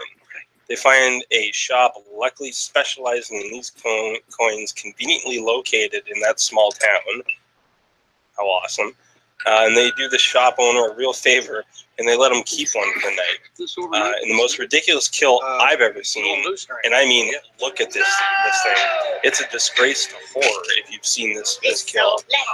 At least he polishes his shoes at the end. And well, just to say it, he jumps on him with a pogo stick, just in case I don't put it in there in the video clips. The Leprechaun heads back to the house, and his second legit kill is a long, drawn-out stop by a cop, then a run through a forest, then a hide-and-seek show, and then it's all a big disappointing end when it's just a neck break. It is so fruitless. I should just stop the review here. This movie is so bad. But from there, he goes back and snoops around in the house, and I guess he tried to make their own inside Lucky Charms jokes. Yeah, I get it. They all return back home to find the whole place in shambles, with the exception being that all of their shoes are now. Finally, an hour into the movie, the Leprechaun finally shows himself to the family. After an hour, finally, face-to-face conflict with the main cast. Yeah, it took that long. I know in other great classic horror movies like Halloween, they save the main conflicts for the very end, but this wasn't very impressive at all. It was pretty much the same old bag of tricks they attempt. They attempt to call the police, but Ozzy calls and claims that there's a leprechaun attacking them, and they brush it off as Ozzy's imagination. The struggle went on with them in the house, the leprechaun making his way in and out. They finally figure out that the leprechaun wants his gold. I mean, after all this time, they just figured out that all he wants is gold. That's all he's been saying the entire movie. I want me gold. I want me gold. Now they figured the fucking whatever. So, sounds like me gold. So they make that their all-star plan of action. They return gold. When he counts only 99 out of 100, he gets super pissed.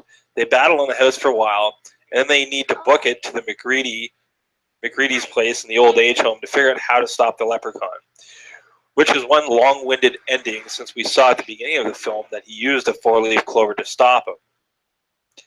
So in town, Tori goes in for some reason. The leprechaun rolls in on skates, and I don't know why they picked roller skates. Like, of all his means of travel, he could have jumped on the car, he could have just appeared there, but he goes in with his skates. Anyways, she gets to the hospital. It turns out that it's not McCready, it's actually the leprechaun. The leprechaun's actually killed him. He ends up in the elevator shaft roof. How, I don't know, but he's there, so we'll just roll with it because it's a leprechaun. He tells him, you need a four-leaf clover. She's like, holy shit, I thought I needed a hand grenade, but okay. They go back. She searches through the patch. Basically, she can't find one. And then she picks up a bunch, and then Ozzy says, wish for it, and then it wishes for it.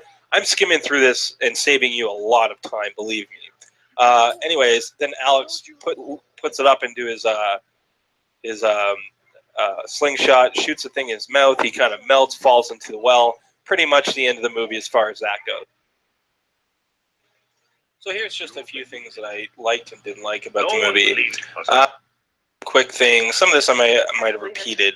The body count total is kind of disappointing. It's 4, and that's being generous. One person actually fell down the stairs, and he never touched. So really, it's kind of 3. If you know you're going to make a B flick, at best, why not at least up the body count? That would be my only question. I really could have done without the ridiculous rhymes as well, as I mentioned before, but at least try. These are the kind of rhymes that a 4th grader would give a Valentine, honestly. One aspect that I thought did well, though, was the children's voices. It was very brief, but it was actually very creepy. I had to mention that again. And yeah, I know. if they had worked that into some kind of theme, they may have actually had a film that could have gone somewhere other than just the comedic route. Also, how bad was O'Grady's plan? Before he clearly puts the stuffed dummy into the crate, wouldn't that have been a great time to, I don't know, maybe put the clover on him and destroy him right there and then? Although, I can't say for sure if McGreedy had a better game plan in mind. Like, fuck this up and then in 10 years I'll die. Yeah, that must have been his big game plan. What a putz. Anyway, ranted there. Why he didn't finish it there, I don't know. 90 more minutes of movie needed, I guess. Anyone pick up on the theme song of the movie? Yeah, Be My Four-Leaf Clover. What a coffee shop burnout wrote that song. That's on the Starbucks free CDs. Another thing, that spider in the basement, where'd it come from? Do they live in the rainforest? It's huge. That's just unreal. I love the cell phone that Tori breaks out. The size of it, it's like a car battery, and it really does date the movie. You know, before I cut any more of the movie up for being terrible, one thing I will say is that the makeup on the Leprechaun is amazing. They did a great job. I mean, this is just another testament to why we don't need CGI in every single film. It's fun. The movie itself is terrible, but if you're going by makeup alone, they can do this time in and time out. So well done. Let's see. I guess they assume that some of these magic powers and things like that would carry over in some of the other parts of the film, but it didn't really make a lot of sense. Like, if he's in Ireland, show some sort of transition from him coming from Ireland over to North America. Otherwise, it's just a little bit confusing, and we just kind of have to use up our imaginations from there, which is fine, but it can kind of mess. The thing I liked about this film, I think, was the acting of Warwick Davis, who was the actual actor who played the Leprechaun. Given the type of lines that he was given, I think he did a great job and acted Leprechaun may or may not act like. I have no point of reference for that. Another odd fact, when I was looking at this film and just jokingly deciding, I wonder if this is a comedy or a horror. Just for shits and giggles, go on International Movie Database, or is it Internet Movie Database? Whatever. Go on IMDb.com and look this film up, and it's actually classified as comedy and horror. I just thought I'd throw that in there. Anyway, if I was going to rate this film for myself, I'd give this a solid. And if I was going to rate it for somebody else, I'd probably rate it the same. Although you might find some sort of campy, interesting parts to it that will really sink home with you, but I doubt it. And it's certainly not your best pick if you're going for a horror movie on Halloween night or something per se. Anyways, this is Horror Movie Review Guys saying stay tuned, subscribe, and take care.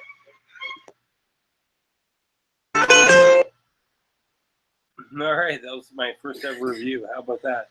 I'm just going to race down here. Let's see. Sorry, I got a phone call. Yeah, I read that one. Excuse me.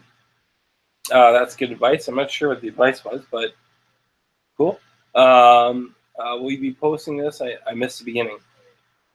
Doing like a mini marathon here. I guess it'll get posted, but I mean, really, you can just watch.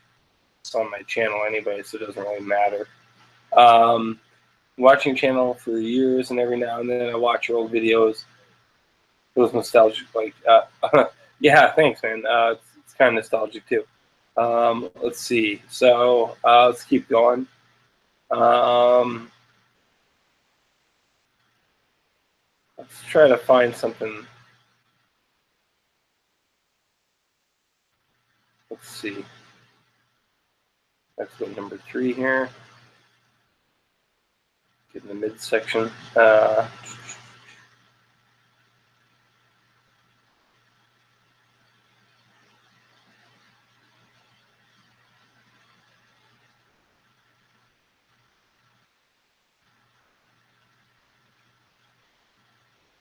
Well, here's a short one on Curse of Chucky.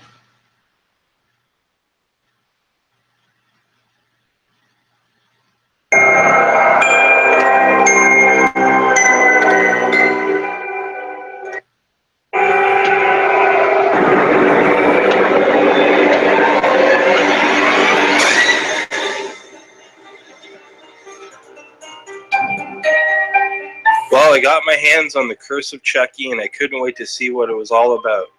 A shame that I couldn't watch it in theaters, but this'll do. Just to address why that is, all I found out was that MGM couldn't bring it into theaters, and I'm assuming it was based on the sales of the previous sequels. The story, without giving too much away, is about a girl named Nika, a paralyzed girl from birth, living with her mother.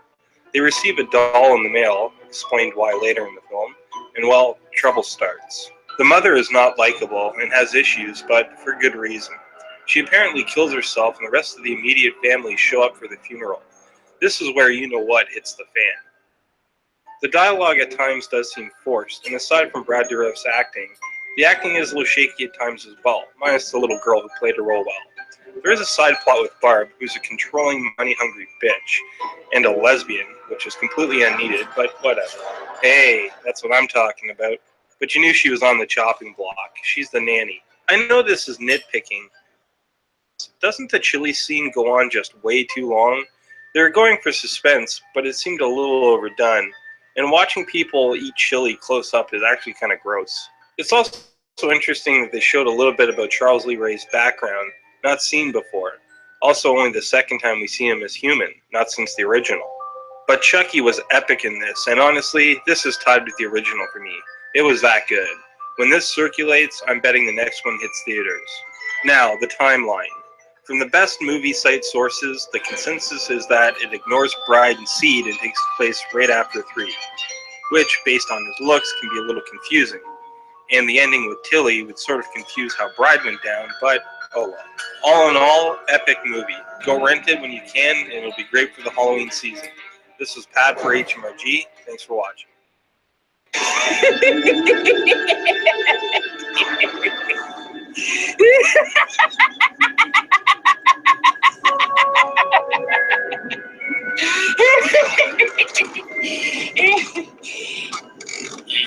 Sure, Tommy.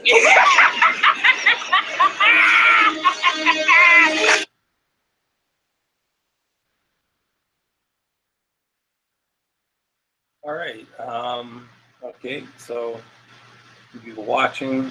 We're gonna do Tales from the Dark Side, or Tales from the Dark Side, or Tales from the Crypt. And then I might do some Friday the 13th.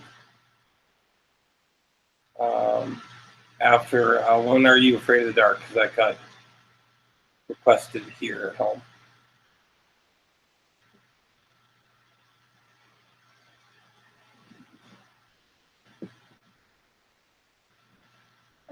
There we go.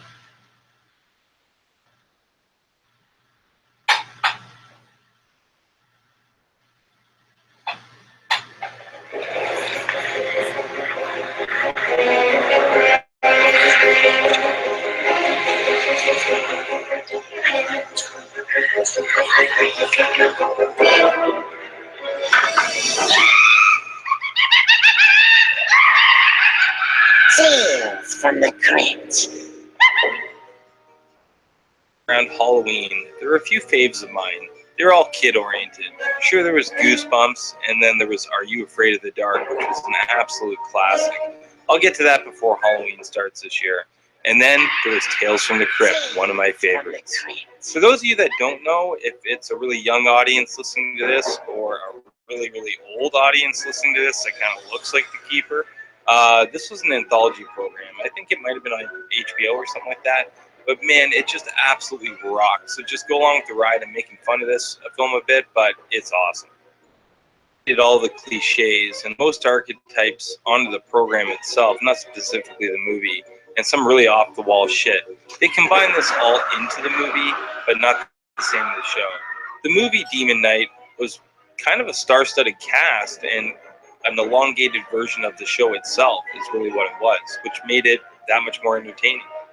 Stacked with amazing practical effects in this movie and a straightforward plot line, it's easy and fun to watch.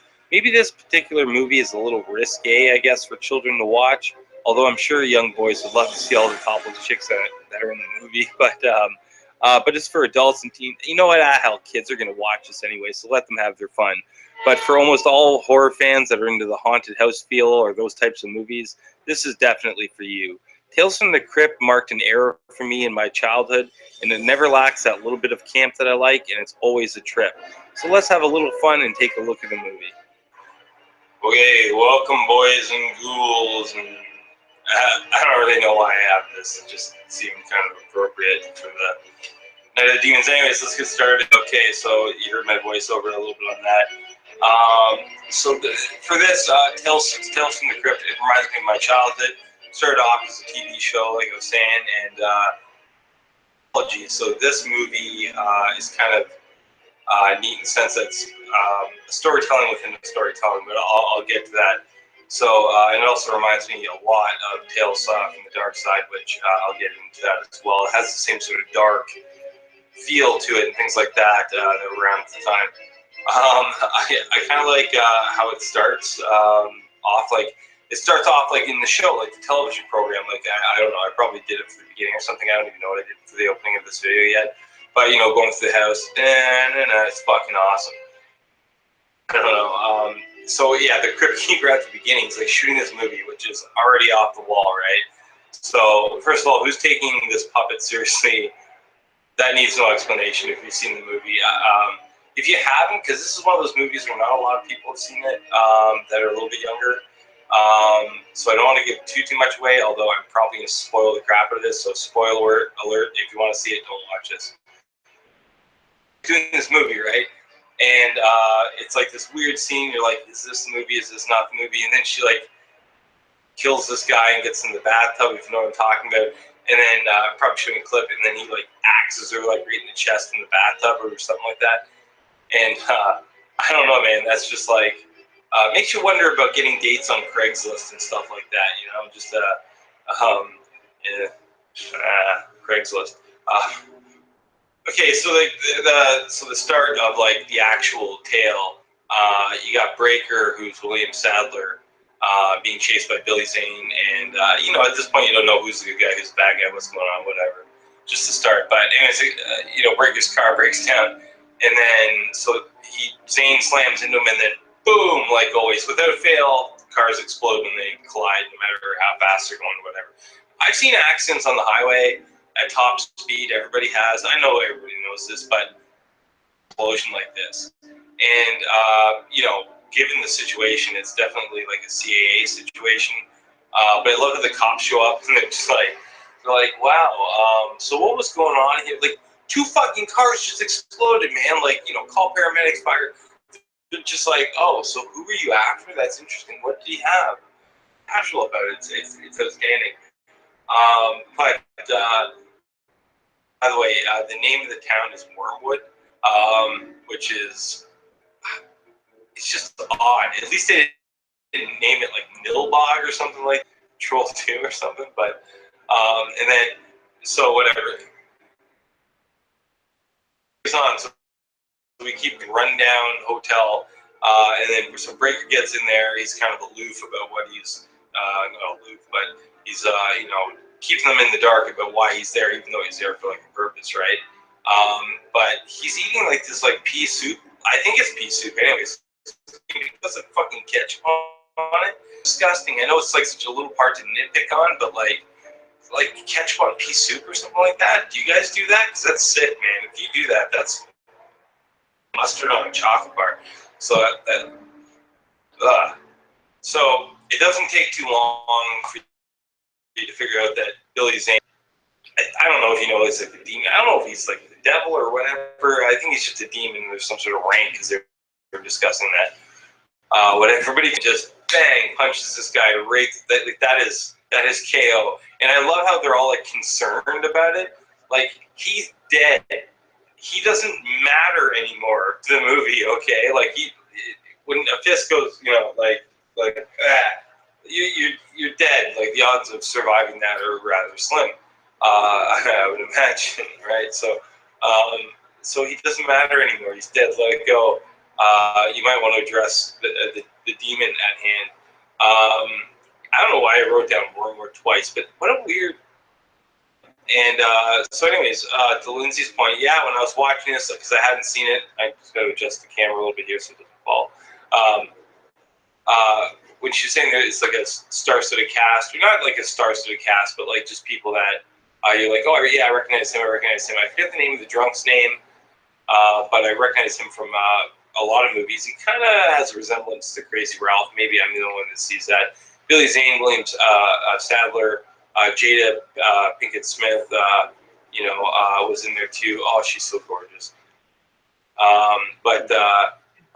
Anyways, but they go in. This is kind of prior to the Billy Zane thing, but they go into like the hotel room and they're like, we don't rent out to strangers. Isn't the whole point of a hotel or a motel renting out to strangers? Everybody in the motel like knows each other and they all hang out. Don't you have homes? Why do you hang out at the hotel or motel?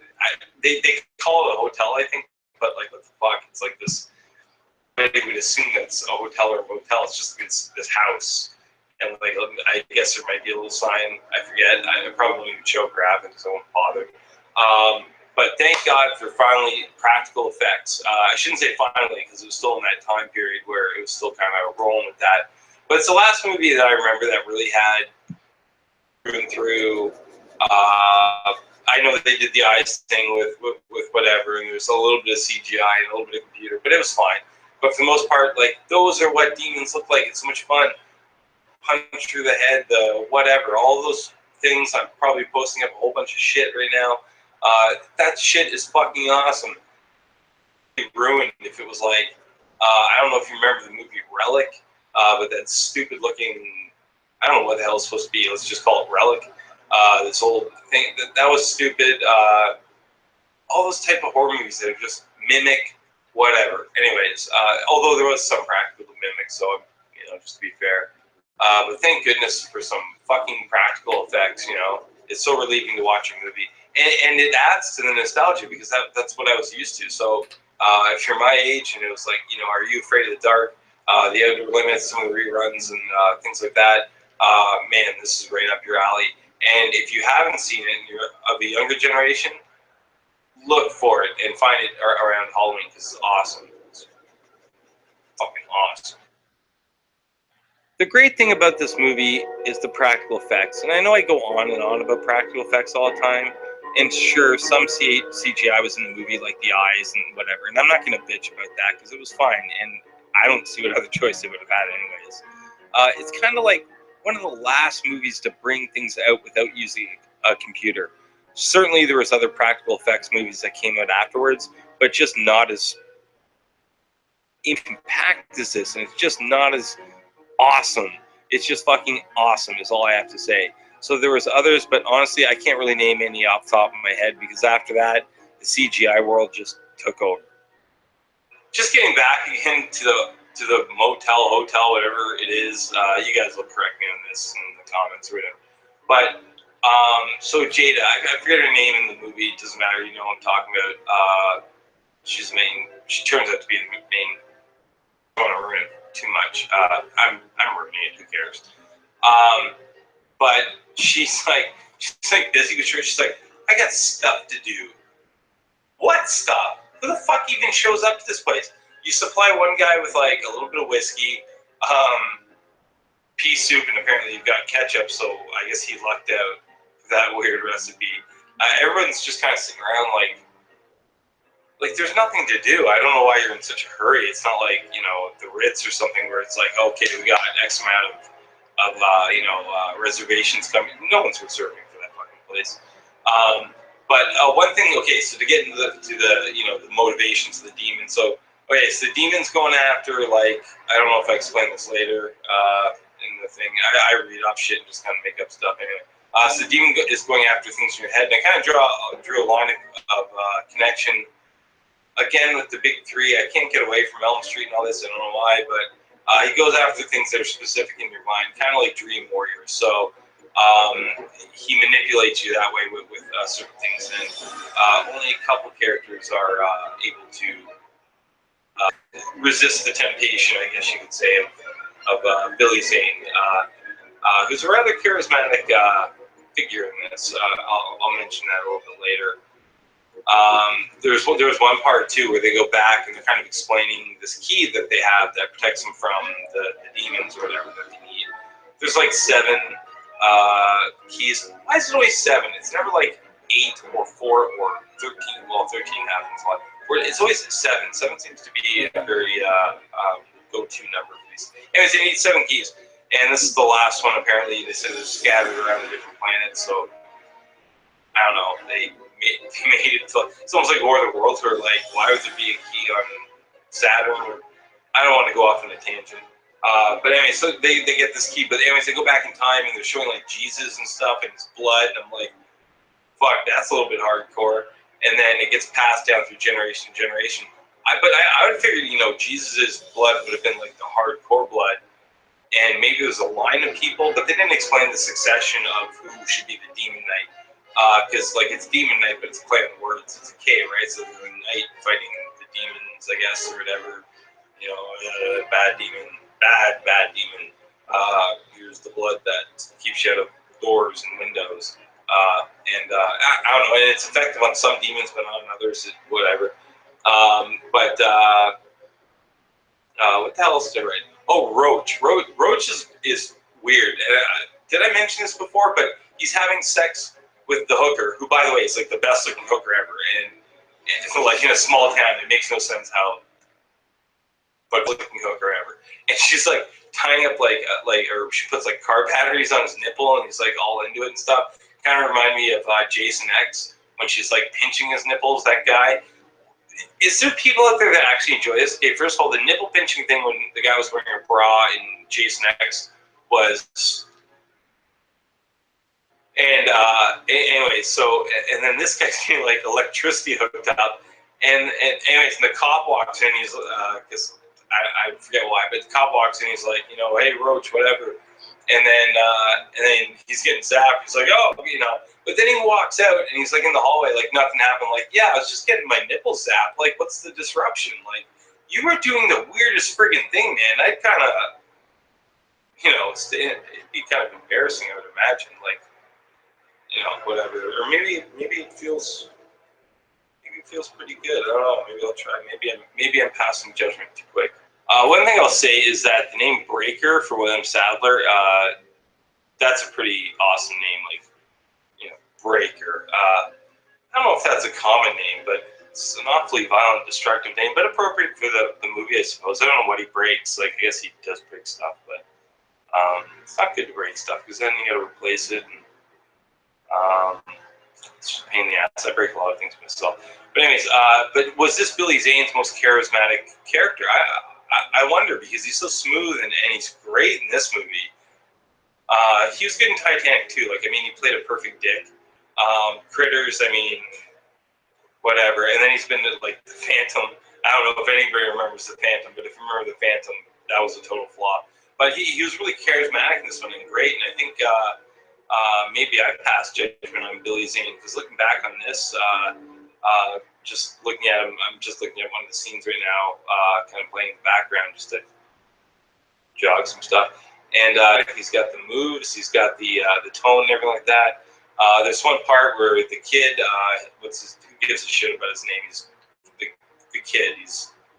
He doesn't do jack anyways. And Fisher gets killed or something, which I'm good. I like when kids get killed. Well, okay, that sounds really bad. I don't like the fact that kids get spared all the time in horror movies. You're in this situation too, okay? But age or death. It's the thing from Interview with the Vampire. Like, age has no, or death has no respect for age or some shit. Anyway, so fuck that kid. Anyways, but he's flipping through like a comic book, and like every time, like he flips a comic book, it's like kind of showing what is going on in the movie, which is kind of neat because I have Creep Show on a DVD that has 4 different movies on it that were Stephen King. And in Creep Show, there was one of those, I don't know if it was in part 1 or part 2, but there was this thing with comics in it, and it kind of plays up as like a comic movie. I thought that was a little bit out of place, though, because it didn't play up as like a comic sort of setup. It was the Tales from the Crypt show, and then it moved into the movie. So the fact that they went into the comic book thing, I didn't really understand too much, but I don't know, maybe I missed something. Who really cares? And then, Jada starts throwing some moves and stuff like that. I don't know, maybe she was warming up for the Matrix. She kicks some ass there.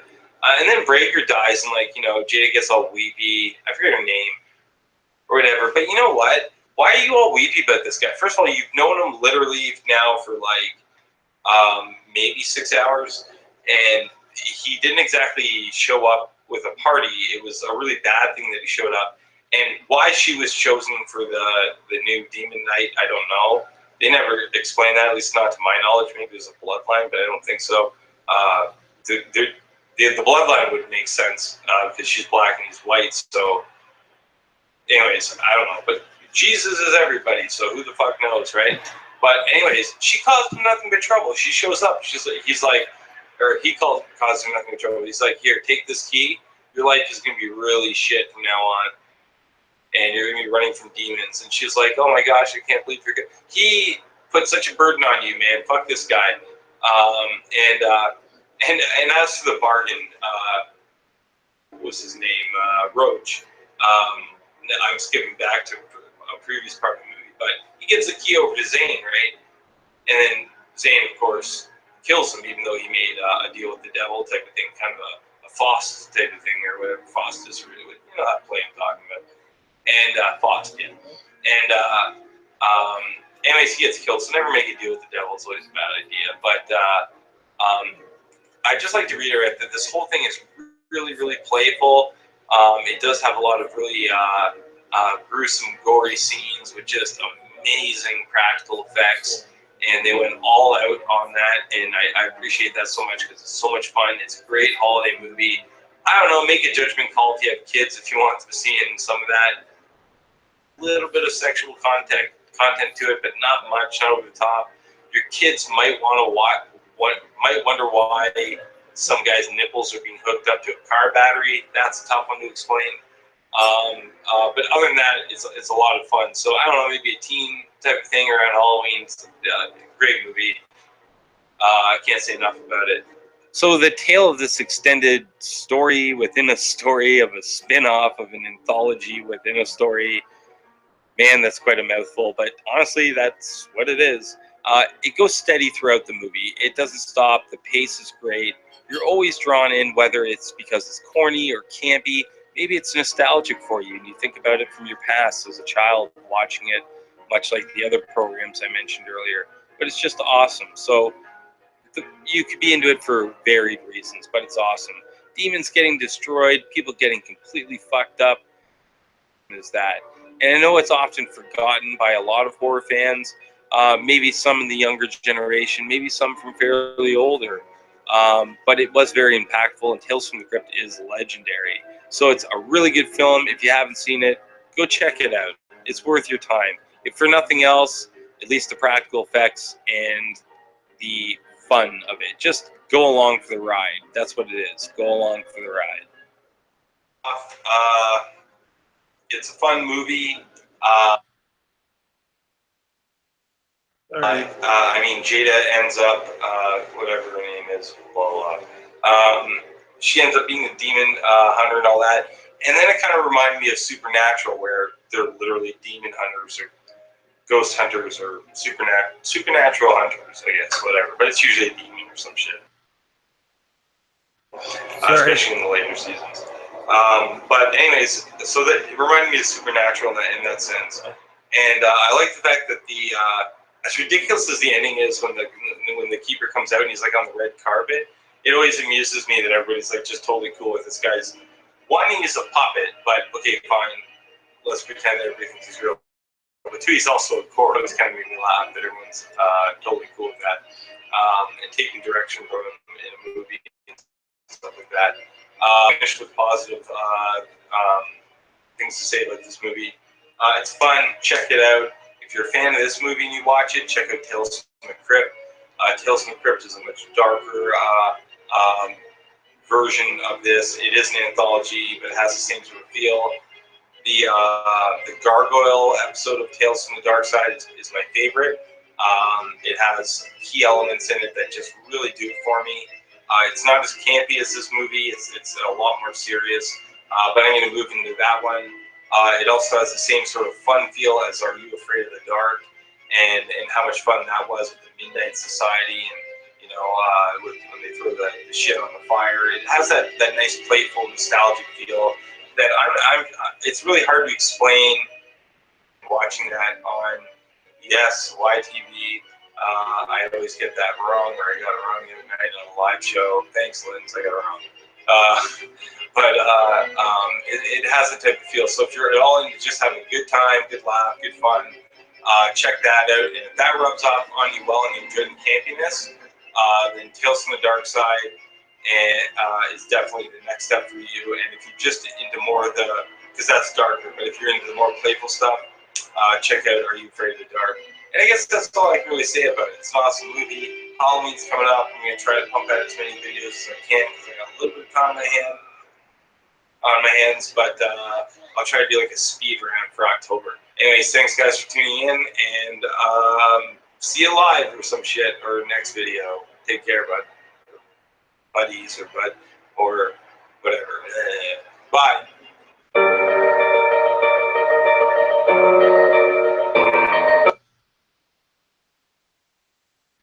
I forgot that it was 23 minutes. Forward Pier, what's up, HMRG? Hey, what's up, Forward Pier? I do see you there. Bloody Dawn is back. Do all the Friday films. How much longer will you be live? I don't foresee me retiring anytime soon. So probably for a little while. Am I continuing Are You Afraid of the Dark anymore? Possibly season 2. That's not out of that. And the sure, the thanks for likes. Let's see. Sure, let's do Friday 13th.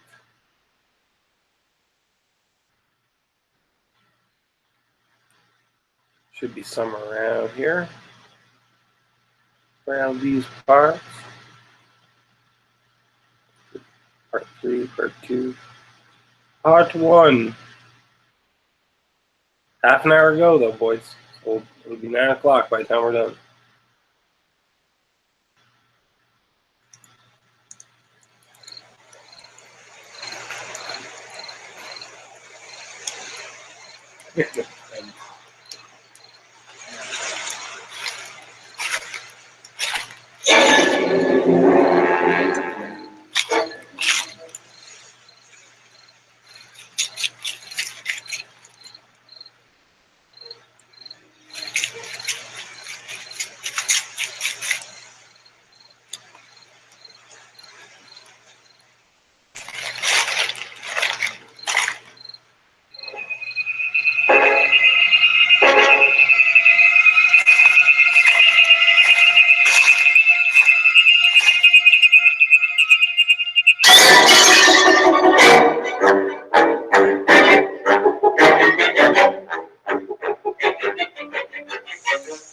So, Friday the 13th. The original, it's cold out here. The original could almost be considered its own standalone film. I mean, Pam Voorhees is really of the Friday the 13th series. Well, she is. Jason simply superseded her as the next one to come in through the family. So it's a lot like Psycho, sort of, where they had the first one and then the other films, sure, they're related, but really, on the other hand, Friday the 13th, the other films we are certainly grateful for because it brought us Jason. But Betsy Palmer, Pam Voorhees, really is the first slasher of the movie, of the series. That being said, let's take a look at the Friday the 13th franchise, starting with number 1 and 2. Let's go.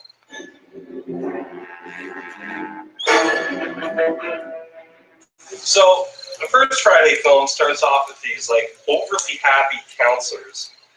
It looks more like Bible camp than anything. It absolutely makes me sick. Like where's the booze, the pot, I mean, you have to be overly happy on something to get into this, get zen into this shit. But on the other hand, this film wasted no time in getting into the sex and the kills the formula for what the series would become. So that's how it started. So, you know, we have a camp full of it. This is about the sex scene. You have a camp full of beds. May I ask why you're using the floor? I mean, after all that Bible bullshit around the campfire, I'm glad they're dead. I really am. I'm glad they're dead. So we have Alice. She's like the heroine of the story. And then we have like Steve Christie. And I freaking hate this guy. He's like 45 years old. Like, get a real job. And that goes the same for the rest of the counselors too. Because they're like 28 years old. And don't give me this bullshit that they're 18 and whatever. There's no way these people are that young. So just throw that out the window. But in the first one, yeah, we have the whole rest of the crew. You don't really even get to know them. But we do have Kevin Bacon, a future star. Kind of reminds me of like Johnny Depp being in the first Nightmare on Elm Street movie. How nobody knew he'd be this big of a star. But anyway, so Kevin Bacon's in it. And I gotta say, man, the chick he's with, not to be rude, but man, he could do a whole lot better than her. That's just my opinion. The setting is really great, actually. You know, it's out in the woods, you know, campfires, all that. But it's funny because the atmosphere can be so tranquil, and then it can go eerily peaceful, the dead silence of the night. And even the woods themselves can seem really foreboding. The point of view shots are terrific, actually, because it gives like a whodunit kind of feel. Some of you even mentioned that on the channel. And really, it's been done in other movies before, but I think it was really perfected in the Friday series. Number 1 and number 2. From 3 on out, you already knew who it was, so it kind of gets rid of that sort of feel. But yeah, the whodunit, the point of view shots, really well done, and like you're just wondering who's behind that. You know, obviously it's a camera, but who's behind those bushes? Who's looking? You had no idea that it was Jason's mom, and that's the thing. In retrospect, everything becomes clear. But at the time, if you're in theaters, this whole thing's a mystery to you. So the point of view shots, really good move by the director. I thought it was fantastic. Okay, so from what I understand, the camp opened in 1935. So I'm not going to try to make sense of the timeline because, frankly, it's an absolute mess.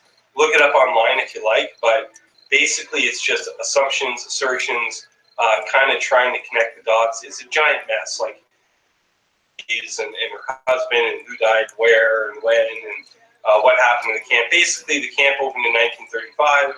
Jason drowned in, 1957. A bunch of shit went down. The camp was burnt down, and now they've reopened it. So the stage is set, and good enough. That's what we're going with. So that's how it starts off. So the camp had a really cool background going into it. Like, this wasn't just a camp. This was Camp Blood. So that's pretty awesome. You got to admit that's pretty awesome. The counselors get killed off, and then you end up finding out that Pam Voorhees was the old cook, and Jason was her son. And he drowned, and she's exacting revenge. And that's basically the whole motivation behind the killing. By the way, trying to cook a hot dog over candles really doesn't work. Anyways, I'll move on to what I wrote down here. So now let's just get to the good stuff. The kills, the sex, and all that stuff. Nothing beats a Friday marathon around the campfire or a bucket with candles on it.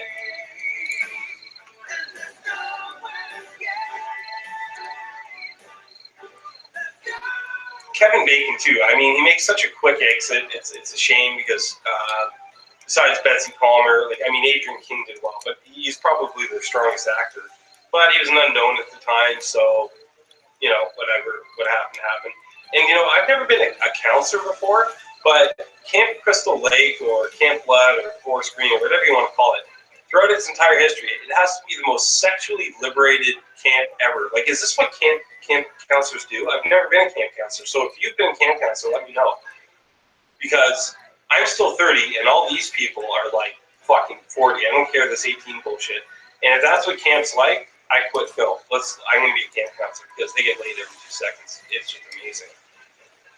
So, remember remember this one part, like the guy shooting the arrow. Like, what the fuck is wrong with you, man? Who shoots an arrow that close to somebody? Like this girl, poor girl too. She's hot. Like, what do you think you are, Robin Hood? Why don't you just put an apple on her head and get it over with?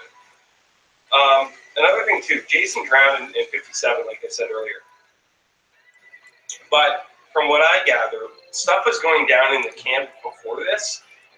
So it would seem to me that, I could be wrong on this, but it would seem to me that Pam was kind of twisted and sick prior to this. And I know she lost her son and all that, but talking to herself, that's exactly what happened in Psycho. He talked to his mother and blah, blah, blah. And now she talks to her son. So I think she was always crazy. I don't think that this drowning was, what the catalyst that snapped this woman. I think she was pretty messed up to begin with. Another thing I should mention is Crazy Ralph. It's got a death curse. So yeah, the camp's doomed and all that, whatever. I mean, I guess he's foreshadowing things to come, but I mean, it's a horror movie. We all know it's coming anyways. But he's now deceased, so that's kind of sad. I'd also like to make a shout out. Somebody mentioned a game that's I'll talk about you when I get to the questionnaire. But a little shout out to Richard Broker. But like he passed away, but he was number 3, and he's an honorable mention. Was he the best Jason? I'll get into that later on in the different or the other reviews I'll be doing, because there's like what 10 or 11 including Freddy versus Jason, 12 if you include the new one, which I won't be talking about, or maybe I will. I don't know. But anyway, it's a little shout out to him. And yeah, Crazy Ralph. He added some things to it. Part 2. I don't know what the hell he was doing in part 2. He's like perving out, looking at these late Ginny and what's his name, Paul, making out. Like, I know he's probably hard up for some action, but that's kind of sick. Again, anyways, he's deceased, so you got to give a shout out to Ralph, because he was a pretty cool character in part 1 and 2. I guess, like, didn't play a big role, but just this part here. How far is it to Camp Crystal Lake? Like, why do all these counselors have such a tough time trying to find, and not just in this film, like throughout the series, they have such a tough time finding Crystal Lake? Like, do they not have a map? Why can't they get there? Like, obviously the directors get there fine, and they don't inform their counselors how to get there. So it's really astounding. Also, hey, this part here.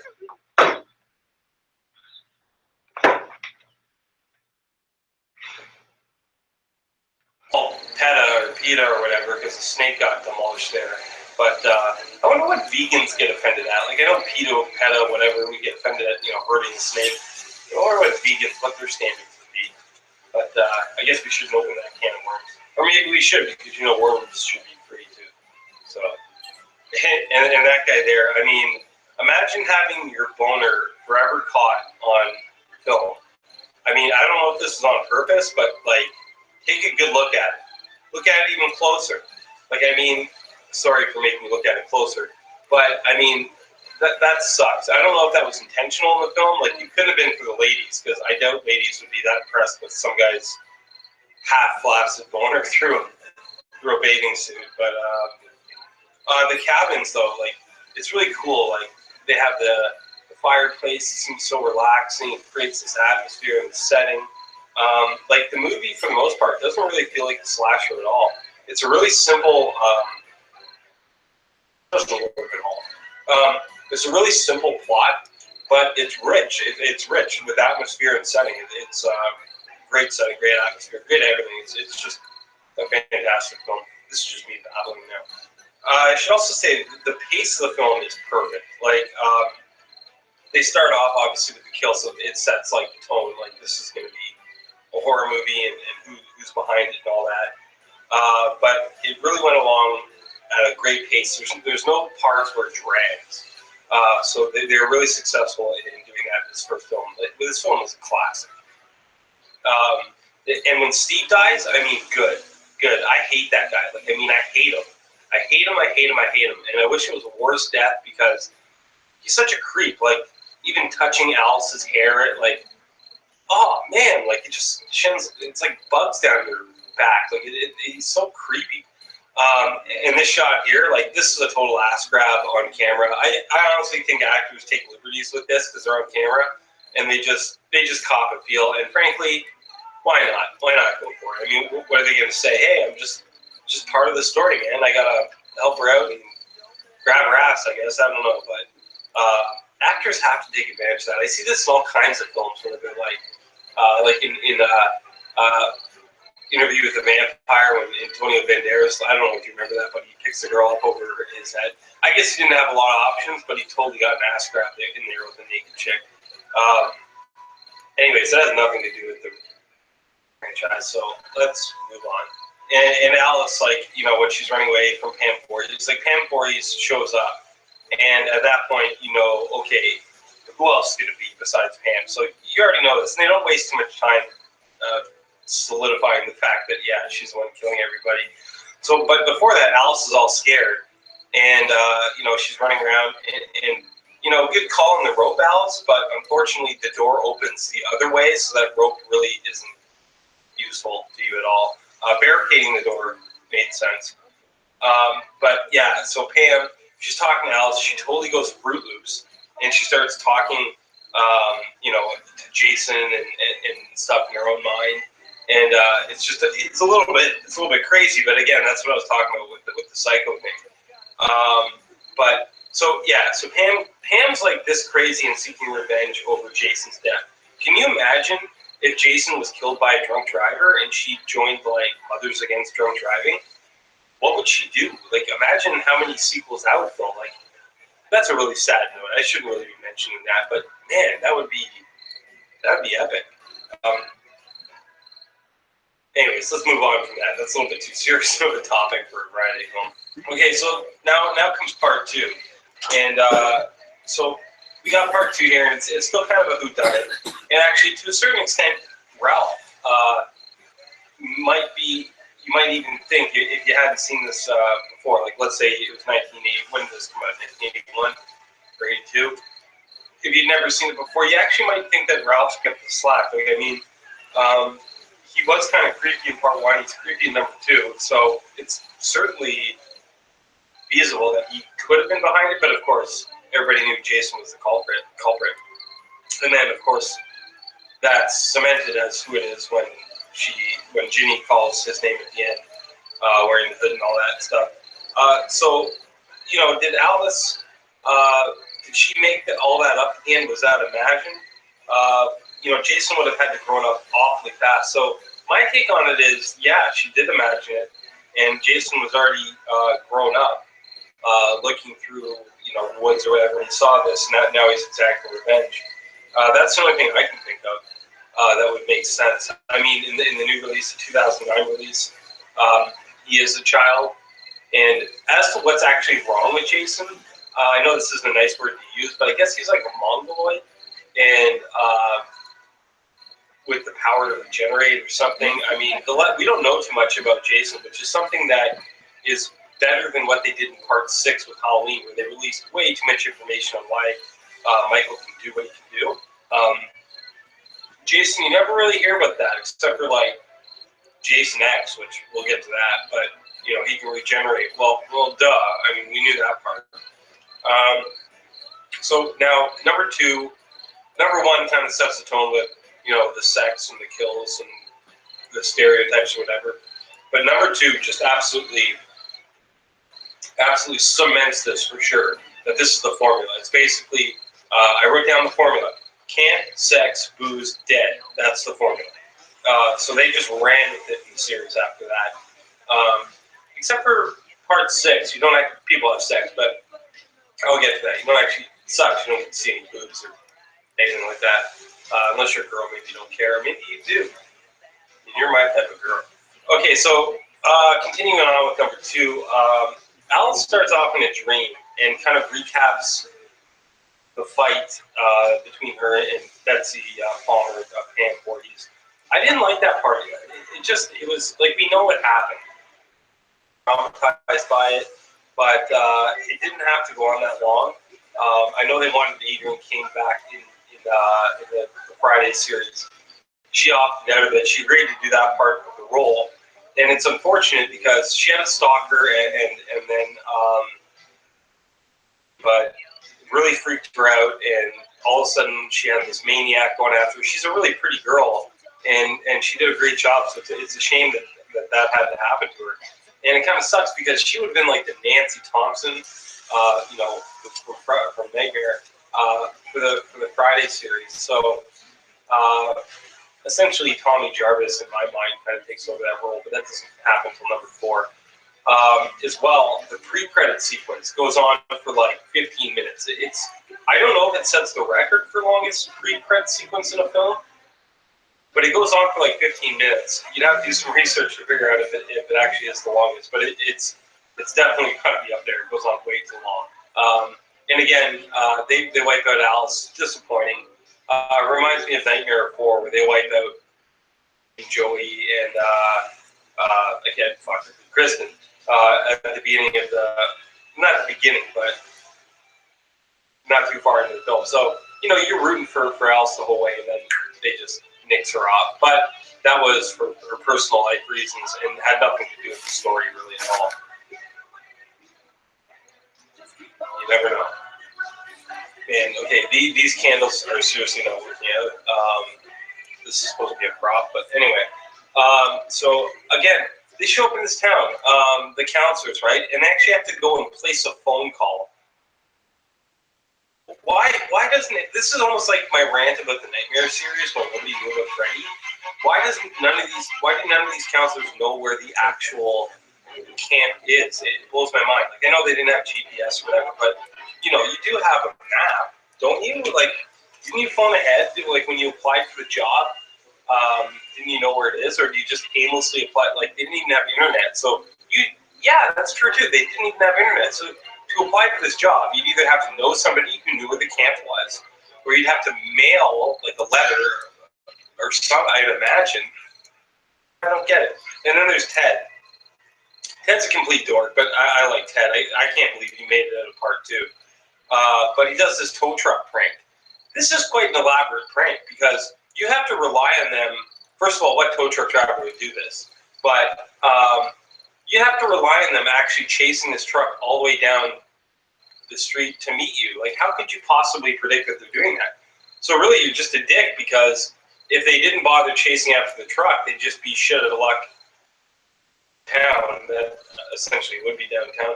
But they'd be in this town without a truck and they wouldn't know, so I guess you'd have to drive back to them or whatever.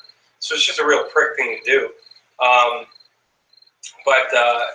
Yeah, and there's a town, like, right, wouldn't the town know where Camp Blood was? Why would you have to place a phone call? Why wouldn't you just walk into the store and be like, hey, we're going to Camp Crystal Lake? They'd be like, oh yeah, it's line 4, you turn right, it's the second. They would know this stuff. I go camping, or we go to cottage once a year, and it's really hard. There's no signs or anything like that. I've directed people in I live in Toronto. I've directed people in to this place that's like 2.5 hours northeast. No problem. So there's no, and if you knew what I was talking about, this area, it's like insane. You know, turn left at a rock, there's a dead porcupine, make a right, jump over the river, 2 rocks to the left. Like, it's crazy. So if I can guide people in, they've got to be able to guide people in too. And it's not like I was using cell phones. I just, phoned my friend. Anyways, I don't want to go on too long about this, but the mystery of where this place is to these counselors, like, I mean, it's your place of employment. You should know where you're going. And driving up to this thing, look at this. What the heck is that?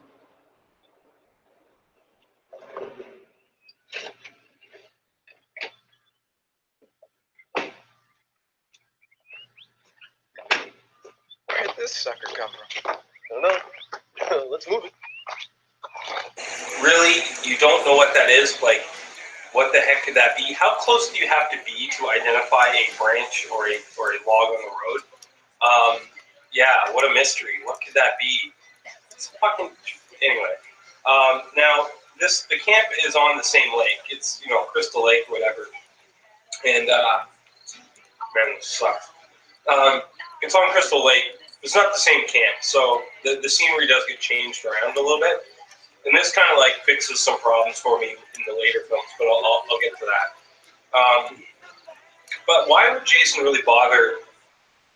Is he angry at like every teenage camp counselor? He doesn't discriminate. You don't have to be a counselor. I mean, he killed the cop. He killed. But then he goes beyond his camp. So I guess it's like the whole territory kind of thing. Jason's just pissed in general. I'd be pissed too, you know. Somebody, you know, better watch my comment there. I'd be a little bit pissed too, you know. Somebody let me drown and they're having sex and drinking booze, and I'm sitting there, I'm like this ugly little mongoloid kid. But you know, if Jason can't die, why the hell didn't he just walk out of the lake? So I don't get. There's something that must have happened in there, but that's what I love about it. That they don't bother explaining, you know, how Jason made it out of the lake, how he grew up to be this, you know, what he became. Terry, damn. I mean, she is the sexiest friggin' girl. I'm just so in love with her. There's another girl that I'm actually more in love with in the Friday series. I'll get to that later on, and I'll gush over her. But I mean, damn, like, look at those piercing eyes. And, you know, I don't know if this is against community guidelines, but I'll risk it.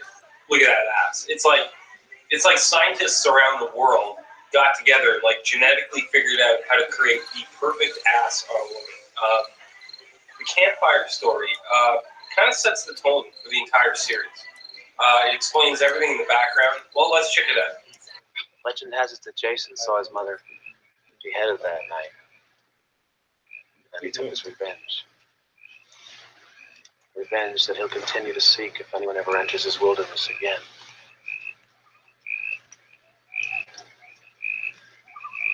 And by now, I guess you all know, we're the first to return here. 5 years. 5 long years he's been dormant. And he's hungry. So it's explaining the background. Obviously, Paul there is trying to like play it down or whatever. Like, you know, now that we've gotten this out of the way, but it sets the legend, you know, up, and it creates like this mystique about the movie before anything even starts. And for me, that was like, it really drew me in. It really did. Because hey, a birthday. Hey, so it is birthday. Then there's Mark. Poor Mark, eh? You know, he can't run with everybody and whatever. He's got a disability, but he manages just fine. And then he's about to get with this like really good-looking girl or whatever. I call her Perfume Crotch, but that's another story. And then, so unfortunately, he just gets hacked down by Jason, and the guy never, you know, gets to be with her. And that would have been a really interesting sex scene, though. Like, how would they have worked that? That would have been the most interesting sex scene probably in the series. They should have ran at that and then nixed Mark. At least let the guy get some. Like, I mean, you make him handicapped for the movie, and then you don't even let him get. He didn't even have sex. So that they broke the rule. He didn't have sex yet. At least give him the sex. Give him the sex. You know, Jason's stealth and booby traps. It's too bad they got away from that, because like that was kind of like his thing, right? He was surviving in the forest, and I mean, I don't ever recall seeing Jason eat at all. But I guess at this point, before he turned into a zombie, he ate. I'm presuming. So the stealth thing they got away from, and as well the booby traps were pretty cool. Like there's only really one booby trap, you know, when Scott gets, you know, looped up in that, what is that, snag? Is that what you call it? And then of course sneaking up on Ralph would be the stealth part. And there's other parts too where you see a shadow, which could be Ralph, could be whatever. And what else? Janine talking about Jason's lore. Some of you brought this up on the channel. That was probably one of my favorite parts of the movie. Her talking about, you know, it's basically her theorizing, and it turns out correctly, about Jason being out there and what he would have to do to survive, and the fact that he'd be seeking his mother's revenge and all that. And it all turned out to be true. So she's really good at pieces to a hypothetical puzzle together, which is pretty cool. Jason's hood, you know, this isn't masked Jason with the well, it is masked Jason, but not with the hockey mask.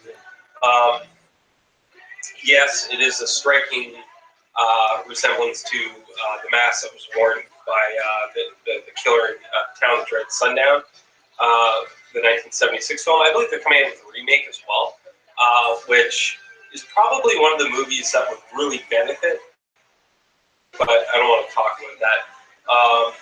So that's all I really have to say about Ginny in terms of her talking. But the lore is set, and then it changes as we go on. But I'll get into that when I start talking about 5, 6, 7, and 8, and how crazy it gets after that. So to conclude my thoughts on parts 1 and 2, part 1 is obviously a classic. It can stand alone by itself. If there was never any other Friday movies made, people would still remember this film. Is it Gone with the Wind? Is it whatever you want to put up there? Is it Citizen Kane? Of course not. But as far as slashers go in that genre of movies, it's like it's the golden calf. It's just in that religious sense, but it's just amazing. Number 2, probably one of the best follow-ups I think I've seen. It picked up and brought in a whole new character. It's a very unique thing where they had the villain being one person, and then in the first movie being Pam Voorhees, and then the villain in the second one being her son.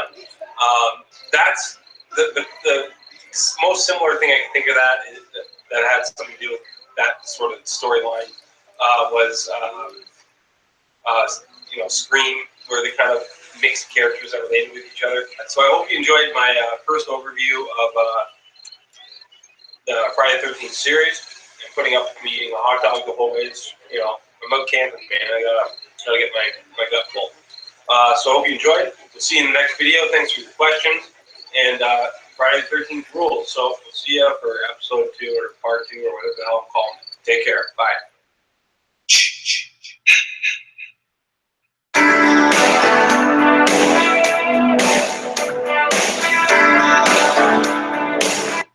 All right, and that was my Friday review. That was the first one.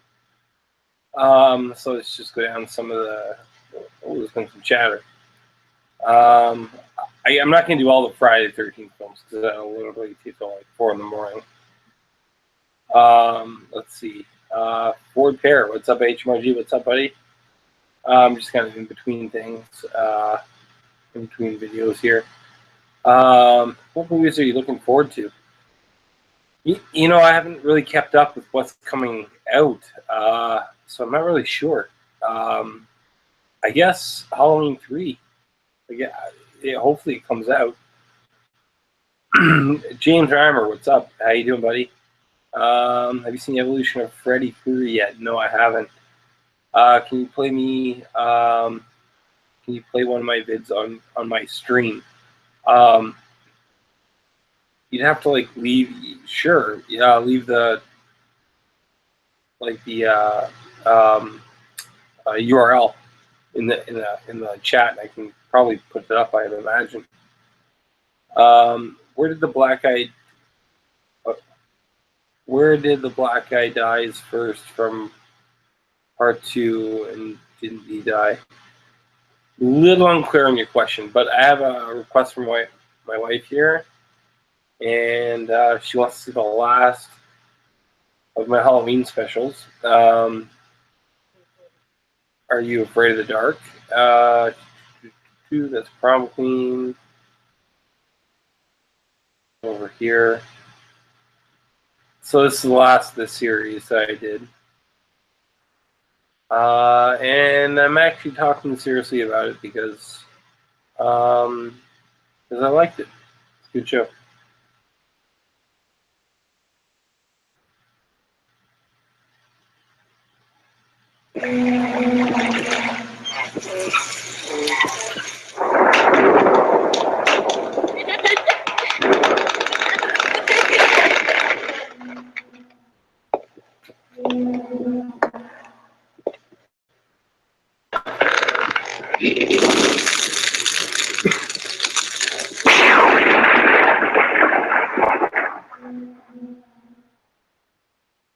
The stories over the past few episodes have slipped a little, I think, but the captain of the Midnight Society is about to right the ship with possibly the best story of the season.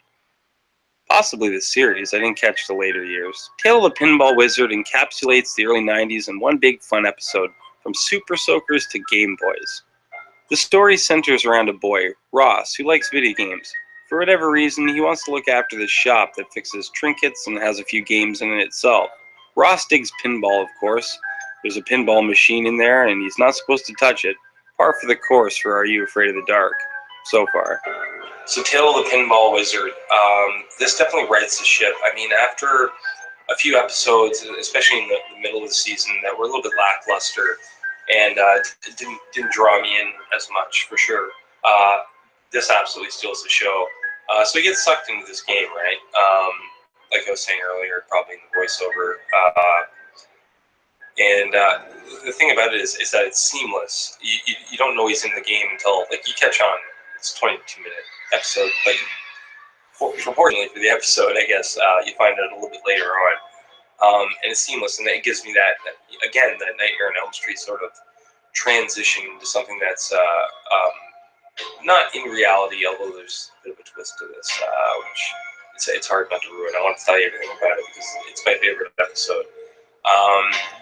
When he's in the mall, though, he encounters, you know, these villains and things like that. And I have to say the most, the scariest, if you will, it's more fun than anything, but the guys that are in the black hats and things like that, I don't know if you ever played Michael Jackson's Moonwalker, but they kind of look like some of the villains from that. But there's something eerie about them. It's actually almost like a bunch of Blues Brothers just painted silver coming after you. It's creepy. But he's in a game, and it has rules, and it kind of encapsulates the early 90s quite a bit. It's like a Nintendo game. There's even a princess, and they really play off the culture at the time.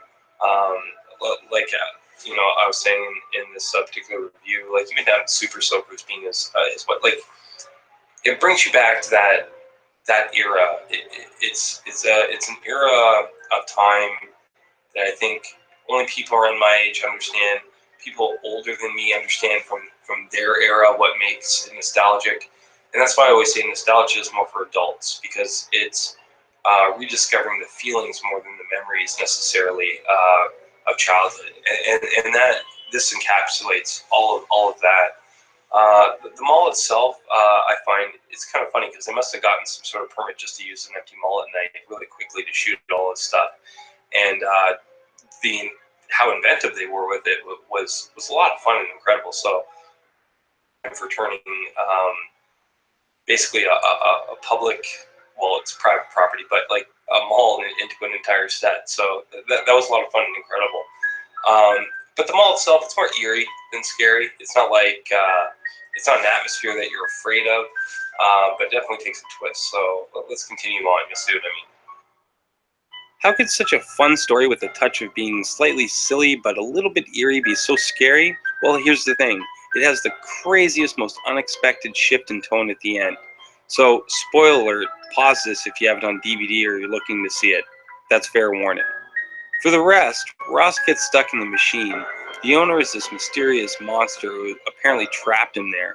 The lack of explanation of the motive and how it happened in the first place leaves an unsettling feeling that I can't really explain. I went pretty fresh into this season, not seeing it for some time, decades since I've seen this actually. The second I went into the mall part, I had an oh yeah moment.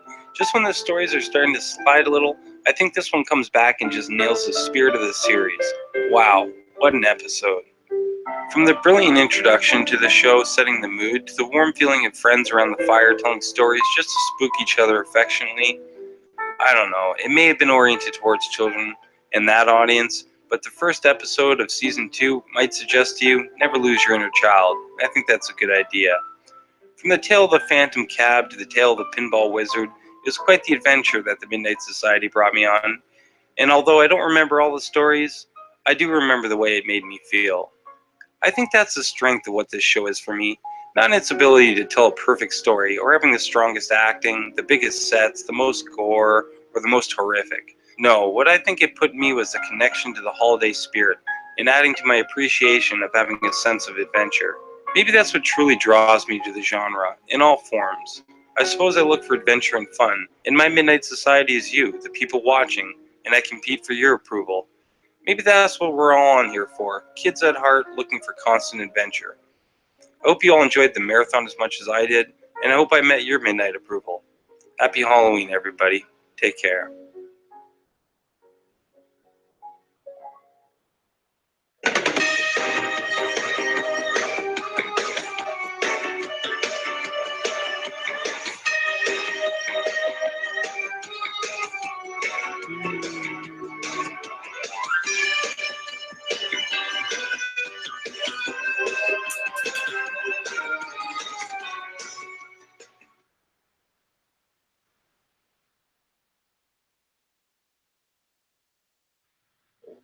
Cancel that. Just back to the chat. Oh, James made 2 videos. Good for you, man. Yeah, I mean, if you play, if you leave the link there, I'll play it. Could I review one of your reviews when it comes out? Sure. If you know how to use Dropbox and you can Dropbox me, yeah, I don't see why not. Okay, so let's see. Let's go back to the collection of crap I've done over the years. All right.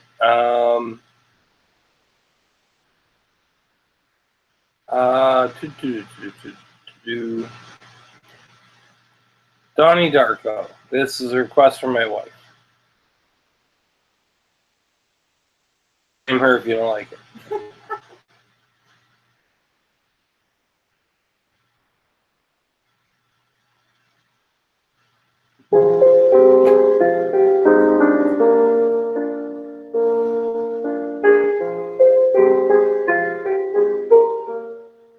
Donnie Darko, a movie regarded by many as being one of the most intellectually fascinating movies of our generation. I often hear people talk more surrounding the timeline and how it relates to the plot, and less on the question of choice. Philosophical relationships center around the addictive, humorous, and conflicting personalities of Donnie, or what puts the film up there as one of the greats. I can't recall a movie as complex as this be as interesting and touching without flooding me with a feeling of pretentiousness. At the beginning of the movie, we are misled by questioning the sanity of Donnie simply by highlighting previous issues, namely by just mentioning them, in the focus on him actually reaching for medication. How quick we are to judge. How quick we are to judge. How quick we are to judge. Actually.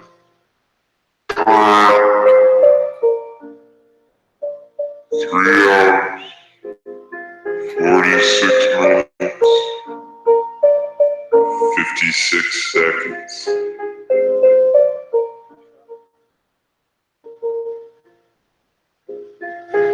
I'm confused early as to the significance of the engine actually crashing through the roof. I never connected it to the end, and now I can think back on it.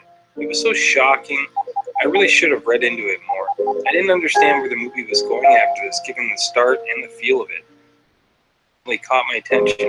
Make sure you hang up the charger. And yet had me suspicious, because I was thinking, no, there's got to be something a little bit more to this.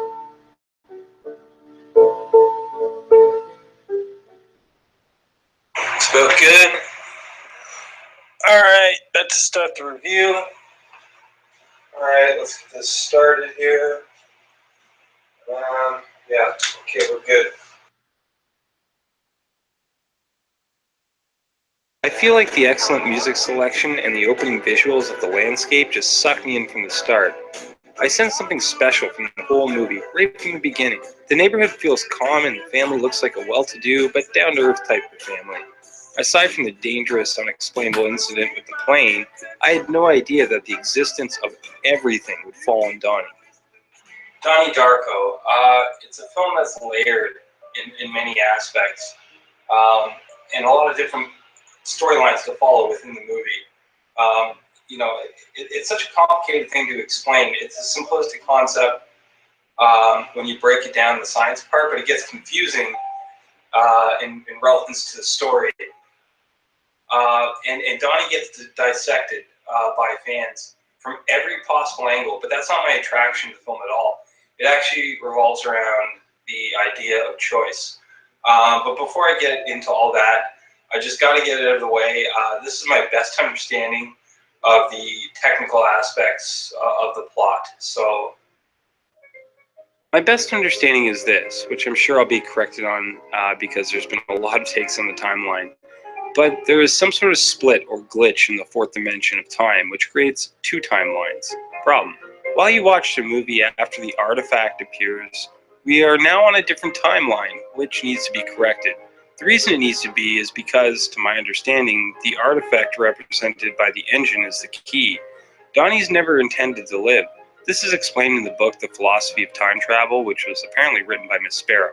Okay, so we have the manipulated living helping Donnie subconsciously succeed in correcting the timeline. There can't be two Donnies, right? And much of this is explained in quick glances to that book. I could go on about it, but it would take far too long, and it's a subject that's often debated in terms of detail and great length. Not to spoil it, but it appears that Donnie realizes how it all connects by the end, and he follows his recent experiences with the book in his life and connects the dots, and thus changing the fate of the entire world.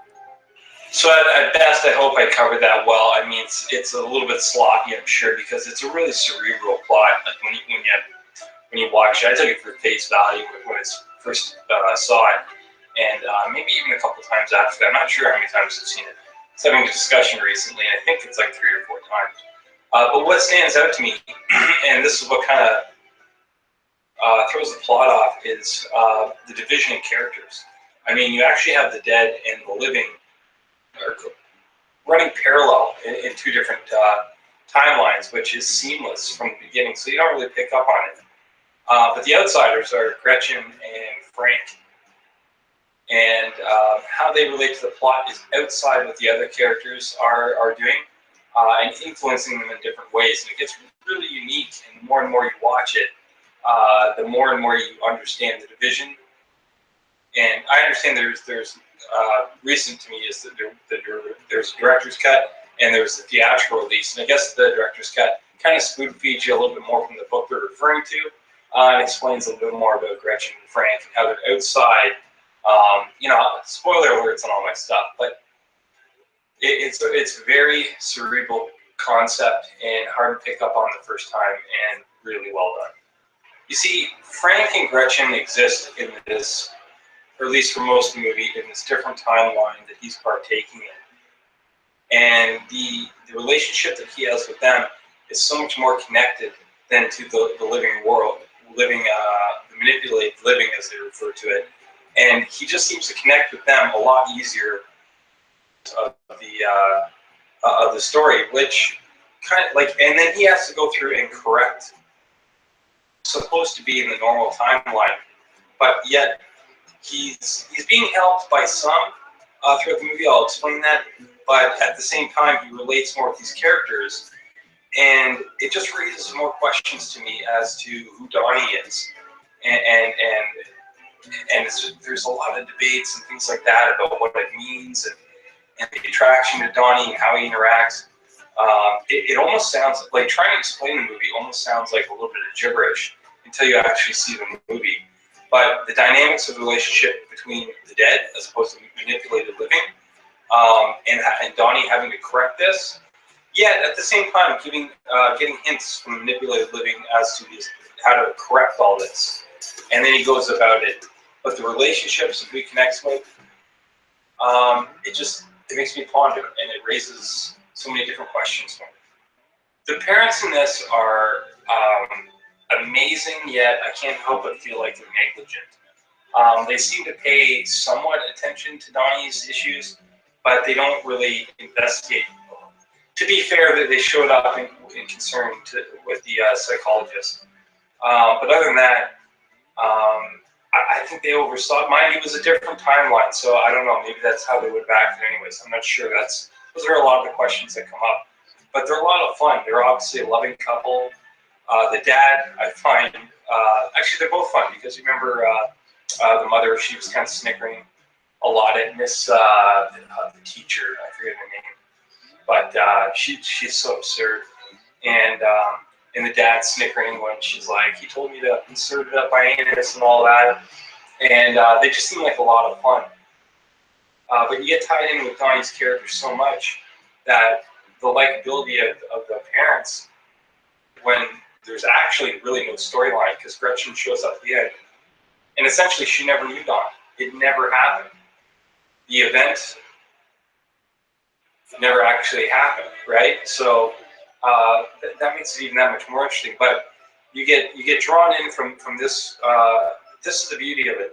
You look at Gretchen, and she's pondering and sad at the same time, relating to this mom, having known her son but not knowing her son.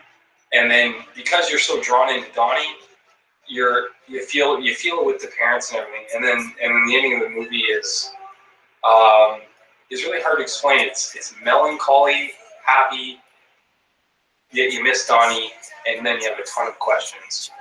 And I think that's what makes it so impactful. Gretchen and Donnie, they have a cute relationship. My favorite line from Donnie is, Donnie Darko. The hell kind of name is that? It's like some sort of superhero or something. What makes you think I'm nuts? his humor and intelligence are striking. I think it's Jake Gyllenhaal's best performance, at least in my books. I guess Donnie cuts through people's nonsense at school, and at the same time he has an inner struggle while wrestling with how to solve this problem that's presented in front of him that he can't quite see. I also see weakness in Donnie, although he seems intellectually superior to the other characters in the plot. When I watch Donnie ask Gretchen out, struggle through the confusion of the ending, which looks more as though he was hyper and scared than anything, his words at the beginning, calling his mother a bitch, I believe signify his confusion. One thing about the movie, and I know there's a lot of important lines, but the one that sticks out to me is something that was more impactful. I don't know, maybe it's me analyzing who I relate to nowadays in family, or I'm not sure, but he referred to his mother prior to the room. His last words to her are actually bitch. Those are truly the last words that he says to his mom that I can recall. And then she goes into a room. And then in context, at the end of the movie, that's where what I'm talking about as well. It shifts. Because I think about his mother sitting there with tears. And in that timeline, the last words she heard out of her son was bitch. He called her a bitch. And that's essentially where that story ends, in a way. So that's what makes it so impactful. And then the idea that he continues to move along in the next timeline. Had he known what that timeline was going to be, I wonder if he would have said that to his mom. And it also raises questions about, people want to know the future and things like that. Would you really want to know what your last words are going to be, truly? I wonder about that. Would you pick them wisely? Would you change them? What would you say to what would your last words be to the people that you love the most? It's different layered things like that there's so much more to Donnie Darko than just how confusing is the timeline, where does everything fit in? There's a lot of questions of what if. That's one for me. What would my last words be to someone that I loved if I knew what my last words were going to be, which ironically enough, I guess would be predetermined, but that comes back to the question of choice, which, again, I think gets lost with the complications of the timeline, and that's why it's so layered. The film doesn't rely on its complexity to impress. It builds a relationship with the characters surrounding Donnie that take care of him. Down and trying to connect the dots brings you into Donnie's world and the story told here. The film raises questions about fate and choice more than hypotheticals about space and time. Although it's interesting and plot dependent, the interesting outlooks of the characters bring a compelling dynamic. Pay special attention to the book and the signals like the flooding of the school and the word cellar door. Everything is crucial in this movie. Everyone I talk to takes something unique away from this movie. I often have a laugh at the fact that technically we never really knew Donnie and the story never took place, and yet it did. What a paradox. In a word, it was brilliant. Alright, that's stuff to review. Alright, let's get this started here. Yeah, okay, we're good.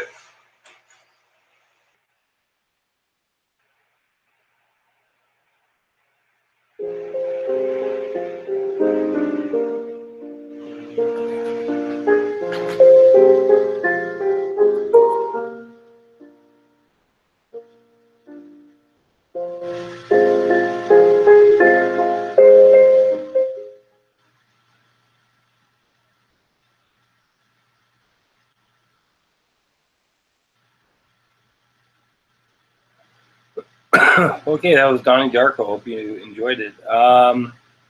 Just gonna go through. Buddy Don, if you want to put the link there. I can play it. Sure. And UFC 916. What's up, buddy? How you doing? As always. Just kind of going through some of my old stuff, but put the link there, Bloody Don. And if you put the link there, we have some time to watch it. Why not? For sure. So just grab that link and put it in the chat section and click on it. In the meantime, let's find another HMRG. We got 148 to choose from, so I'm not running short.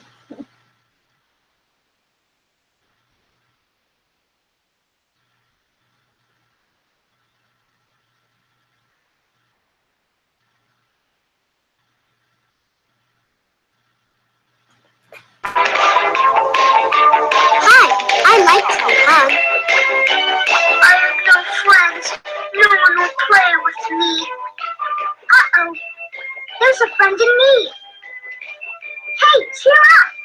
Who are you? I'm a good guy. I've just come from the Big Guy Clubhouse. And I'll be your friend.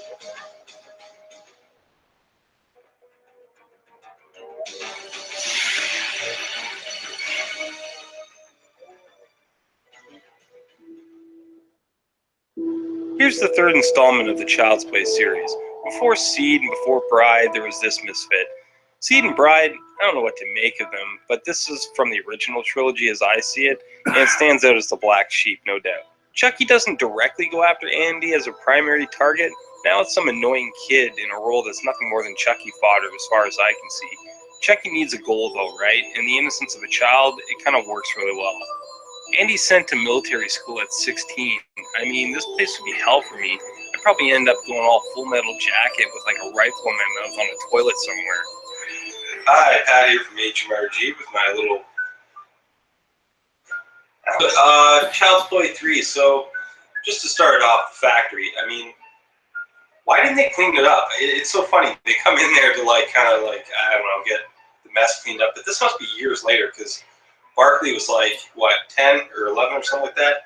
And then 4 years this factory's been sitting there. There's cobwebs everywhere. They haven't removed anything except for, I guess, the boxes. Did they remove the boxes? How would you know? But anyways, they removed the boxes. And I guess that's, they clamp this thing and then the blood falls into the plastic. I'll get into that later. Why that doesn't make any sense. Does that make sense to you? Does that make sense to you? I complain too much? All right. So, anyways, it's amazing. Why do they keep trying to manufacture this doll? It's the worst PR thing ever. I mean, after everything that's happened, they're determined to get this freaking doll out. It blows my mind. And, hey, man. Get the groove. Get the groove. It's my homeboy. Homeboy. Anyway, so I don't know why they didn't clean up the factory. It's disgusting. And then, how is that factory ready for production? Like, they just immediately start, like, reproducing dolls in this factory that apparently they, whatever. And then it's kind of funny. They go to the CEO boardroom or the board of directors, whatever you call those things. Anyways, we got the big table, and the guy's like, "We're gonna put this in production." Man, he's so hell bent. Man, he's a sociopath, isn't he? It's almost like he did something crazy one time, and the other person sitting beside him doesn't even fucking know. Doesn't even fucking know. You know anything about that?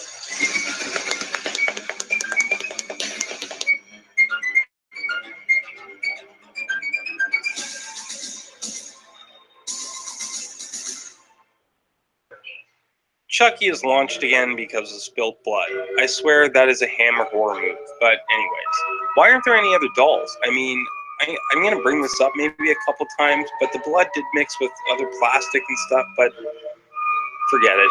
The smug dismissal of the Barkley incident I love because when the CEO gets nixed, I bet he was thinking about Andy. I had an in-your-face moment there, I have to admit. What a douche this guy is, though. I mean, look at his office. He has a bar and a bunch of toys. I don't know, what a dink. So from here, Chucky somehow knows how to use a computer. I mean, wasn't he created in like 1988? So I don't know how he's up to date on how to do this. For some reason, he has the skills, and more surprisingly, they have an up-to-date file on Andy Barclay. I don't know why. And it's literally up to date. Andy's driving to school in the next scene, going to the military school like the other Andy from Shawshank Redemption, and Chucky's reading it. Does it update in real time or something? That's pretty impressive for, what, 1991 or something this came out? And then there's the characters. I mean, you have Sheldon. Sheldon's a complete dick. He plays it up well, too. I don't, you know, he did a great job. I mean, he's over the top. That's all right. And although he's not too, like, imposing, I guess he's loud and stuff like that, but I wouldn't be too intimidated by the guy. Then there's, what's that guy's name? White Horse, White something, but the kid with the glasses. Kind of looks like that dude from some other movie. He's all right. Andy's a geek. I don't know. I don't know what to say about him other than the fact that he looks strikingly like Wesley Crusher from Star Trek TNG. But anyways, yeah, I know. Where's my glasses? I should. Anyways, and then of course there's De Silva. I don't know what her first name is. I don't care. I see her and I guess I gotta think for like the tomboys or whatever. But she's a really cool character. She's like radiating to Tommy from the beginning. She has like that cool smile. Do you like De Silva? Do you like De Silva? What? Oh man, I'm taking my glasses back. Don't speak about her like that. What? Oh, that's fucking dirty, man. That's fucking dirty. But seriously, man, I want to have a hard target with you. Why is she so into Andy, man? I mean, she looks through his profile, right? And it, like the doll thing or whatever, like I know you've had your history, it's okay, man, I understand, but like he's got the profile of a budding serial killer. He's a nerd, he has got an awful haircut. Better than the one he showed up with, I'll give him that. But like, how is she his type? Why not, you know? You know what you said was inappropriate, but I would totally do that to her. But why? Why Andy? You know what it reminds me of? It reminds me of Megan and Tommy from Part 6. Remember Friday the 13th Part 6? And then Tommy's kind of like a douchey little whatever, and then Megan's like in love with the guy. You understand? Maybe one day when you meet a female doll or watch doll movies.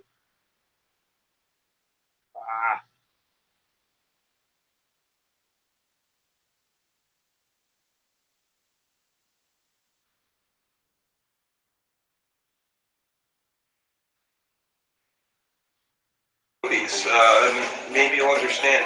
Maybe you'll understand, but oh, and I forgot to mention, you can't blame the kid because I mean, who doesn't love a doll? I mean, some dolls are a little bit freaky, but my buddy, I remember my buddy from the '80s, and you know, I wish you still had a My Buddy doll. I wonder what I would do, like as an adult with My Buddy doll. Would I still be as pumped about that? My buddy, my buddy, my buddy, my buddy. Wherever I go, he goes. My buddy, my buddy, my buddy, my buddy. I'll teach him everything that I know. My buddy and me, like the climb up a tree. My buddy and me, we're the best friends we could be. My buddy, my buddy, my buddy, my buddy, my buddy and me. My Buddy from Play School. Anyways, in all fairness, though, I mean, I complain a little bit about Andy. I kind of think everything should be targeted at him. But they do need the child for the innocence factor. I mean, you're not going to fool a guy like me, or I don't know, like an adult. You're not going to pull that off. And frankly, and not to be insulting, but you're not that big. So out in the open to adults, you understand that you're generally not. I know you did that. I shot the video, and I'm disappointed, but that's not the point. The point is that you're not supposed to kill people, but it's hard to kill an adult. That's why they needed the kid. But the kid was annoying. You know, him too. I can't get over how much he reminds me of the Reggie character from Friday the 13th Part 5. He reminds me of that kid. Just kind of this pointless runaround character. His dialogue sucked. It did. I know you guys can't hear him, but it did suck. It sucked. His dialogue sucked. And the problem with it is he's just this runaround character that you don't actually really care about. And so Chucky's stuck in between revenge with Barkley and then trying to get in to this kid's soul. Another thing about Chucky's voodoo stuff, too, is he takes way too long. You didn't do your own voodoo. You had to get somebody else to help you. Mind you, then again, Charles did too, I guess, the guy from part 1. But, you know, it varies. Like, at one point, it takes like 30 seconds in part 3. I think in part 1, it took some... No, he did it pretty quick in the store, right? Yeah? Yeah? Yeah, he did. He did it pretty quick in the store, but then part 2, it took a lot longer. So, I get confused as to the duration of what he needs. Because then later on... Anyways, so that always kind of perplexed me. So as far as the setting is concerned, it's actually a bit static and a little bit stale because they're just on the military or the school base. School, I don't know, I've never been to one of these things, but I'd be out of there pretty quick. But it feels very static, and then so they're just in the school, and then they go to the forest or whatever, and that's kind of a change. And then, of course, at the end of the movie, they're at that carnivore. Where? The fair, right? Yeah. Just give me a nod. Yeah, the fair or carnival. I don't know. Who cares? And it's just too bright. Like it's just such a change of. That carnival's a little bit freaky, and then that last thing that he's on top of that ride, like who makes a ride like that? Like it's supposed to be for kids. It's like showing off, giving this fucking thing to a kid. Kid's gonna have issues and shit, especially with you'd give somebody issues with the holiday season. Like if I handed that to my niece. If I hand you to my niece, what the fuck would that do to her? Nah, I just love you, man. But anyways, it's a weird kind of shit. The barber's hilarious. I mean, his obsession with hair is I'm not sure why they put it in the movie, but I'm glad they did because he's kind of, I don't know, he's not in it much. He's in it like two or three scenes. I think he just tells somebody to get their hair cut. Of course, Barkley at the beginning. Then Shelton was the other guy, the geek kid. And then he actually goes, and this is how twisted the guy is, whatever his complex is. He tries to shave Chucky's head. I mean, what? Oh, well, okay, we'll just keep your hat on. You don't have hair. But it would be like me, shaving my beard and then going, what the fuck? And then like shaving this guy. Like, that is complex. So, I mean, the only thing I can say is just don't stay single too long or you'll end up like that barber. What's that? Yeah, well, you have experience in trying to get away with it, I understand. What next? You know what? So, Sandy here, he's got an excellent solution. I agree with him. Andy's trying to fix this or save this kid, right? I say fuck him, because here's how you get Chucky. Is you blow him up, you cut him up, whatever, it doesn't work, right? He says he always comes back. It's true. What was that? Bride of Chucky's in the grave. So, Sandy, great idea. Let him take over the kid. Andy knows where that kid is. You can either shoot that kid. I know you shouldn't. Everybody always gets on me for shooting kids, but honestly, it's a horror movie. It's not really real, but fuck the character. Shoot that kid. Or after letting Chucky get him, then Chucky's dead. But make sure you kill him. Not like the first one where you take some weak sauce and kind of fades out as the adult. Right? Anyways, but yeah, and then put him in jail, and then boom, you got the whole thing solved, and fuck that kid anyways. So, you're a thinker. You're a doer. You're gonna go places. One thing that completely perplexes me about the film is how in the hell did Chucky get himself delivered? I mean, it's wrapped. No money, so who sent him? And how'd they get it to the right person? I mean, it went to the right address. So I mean, I don't get that. And typically you need somebody to drop it off, don't you? So I don't know. It just seems a little bit strange to me. Curse of Chucky, it makes sense, I guess, because I suppose Jennifer Tilly was the one that sent it, which kind of confuses the timeline a bit for me, but that's another story. But he would have had to wrap himself, get the money for delivery, get it delivered to the right person. So, even if he wrote everything down and like stole some money, how in the hell did he wrap himself up in a... Anyways, it's a little strange. You gotta fix your belt stuff, man. You can't just go on air like this all. Anyways, but to tell you the truth, there isn't actually a lot to say about this movie. I mean, for the most part, it's pretty. There's a couple of cool scenes. I mean, the best part of the movie are Chucky's quotes. Basically, he probably has the most. I mean, there was "Don't fuck with the Chuck," and the best was in part one where he freaks out on the mom. That was the big moment for him when he first gets animated like that. But he's got a whole bunch of really cool one-liners. What the hell, should we play a couple for him? Nothing like a strangulation to get the circulation going. Just think, Chucky's gonna be a bro. So there's a few lines from Chucky. They're classics, man. They're absolute classics. They make you laugh. They give you a good laugh. Right in the belly. Right in the belly type of laugh. Anyway, you know what's kind of screwed up, though? I already mentioned this, but well, why is he going after Andy anyways? Like, if they played out the revenge factor, fine. But why in number 2? Because remember in this movie, he goes, I got a new body, so I'll go after this Tyler kid who, I'm advocating for because I think it would solve the problem. But, in number 2, was that not a new body? Like, that's a new body, so why do you have the same problem with Andy? And also, there's a progression of him turning from a doll into a human being. And in this movie, that's kind of tossed out the window. Like, he takes some damage later on in the movie, but I don't know. When did he start turning? Does it start over again? Is he already flesh? Is it too late? And then by the time the other movies hit later on down the road, there seems to be no timeline for him to get out of this body. Overall, it's not a bad movie. I mean, it's bland, and given what we saw from part 1 and part 2, is it a letdown? Yeah, it kind of is, but whatever. I mean, the story changes, and there's less focus on Barkley, and as the target changes to another character that is of less interest, the character, I forget his name, Tyler, I think it is. Anyways, it kind of reminds me of Reggie from part 5 from Friday the 13th, in the sense that he's like this young kid that is much younger than the rest of the cast, and kind of in danger and all that. So there's similarities between that. Doesn't matter, but I don't like either character. I don't know if there's characters. This is supposed to be a voiceover, so I can't ramble on.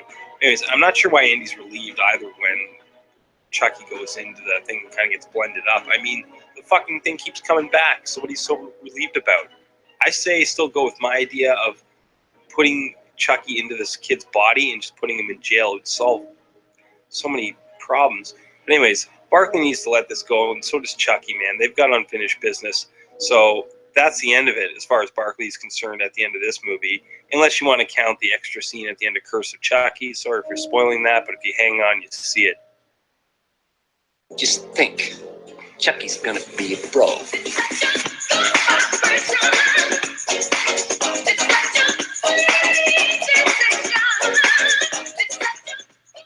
Thanks for tuning in. Yeah. All right, and check the chat room. Let's see. Do you have Friday the 13th?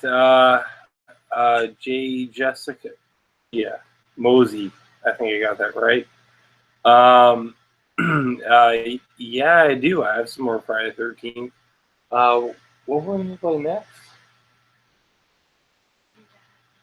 We're going to do a Christmas special first, and then yeah, sure.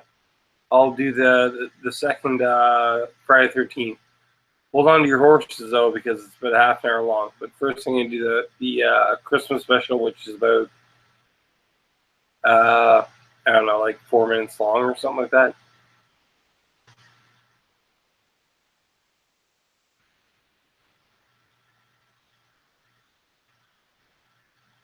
I did it before all this, yeah.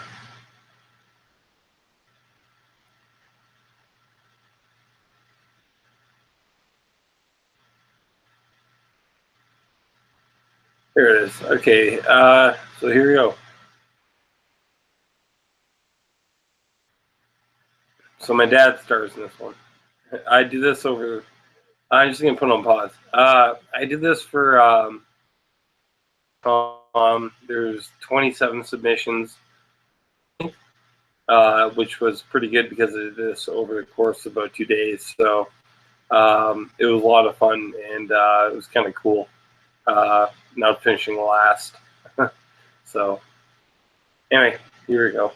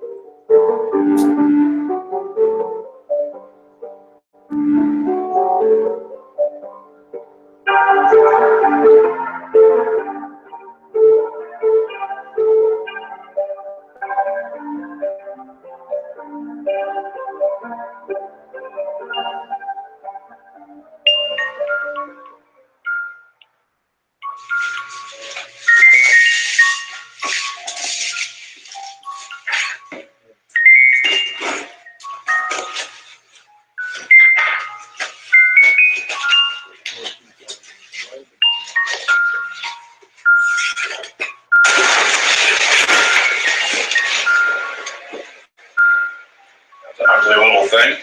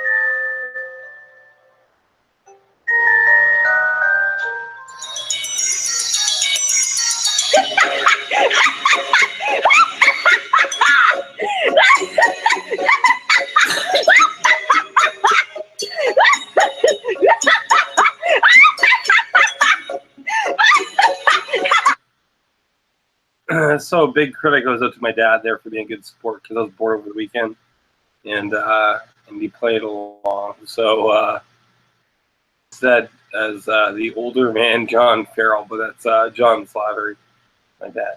So see if we have any requests or anything like that. Are you going to put my vid? I can't put links. I think I can put you as a... So now you're a moderator, and I think now you can put links. So try that one out. If not, you'll have to go to my Facebook and put it there, and I can put it sometime. Oh, which one should I play next?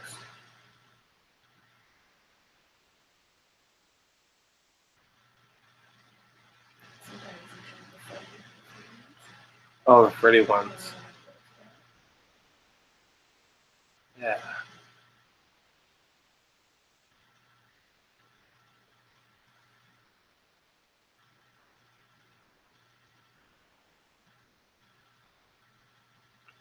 3-part series. Oh. Yeah, so it's the beginning. 3-part series.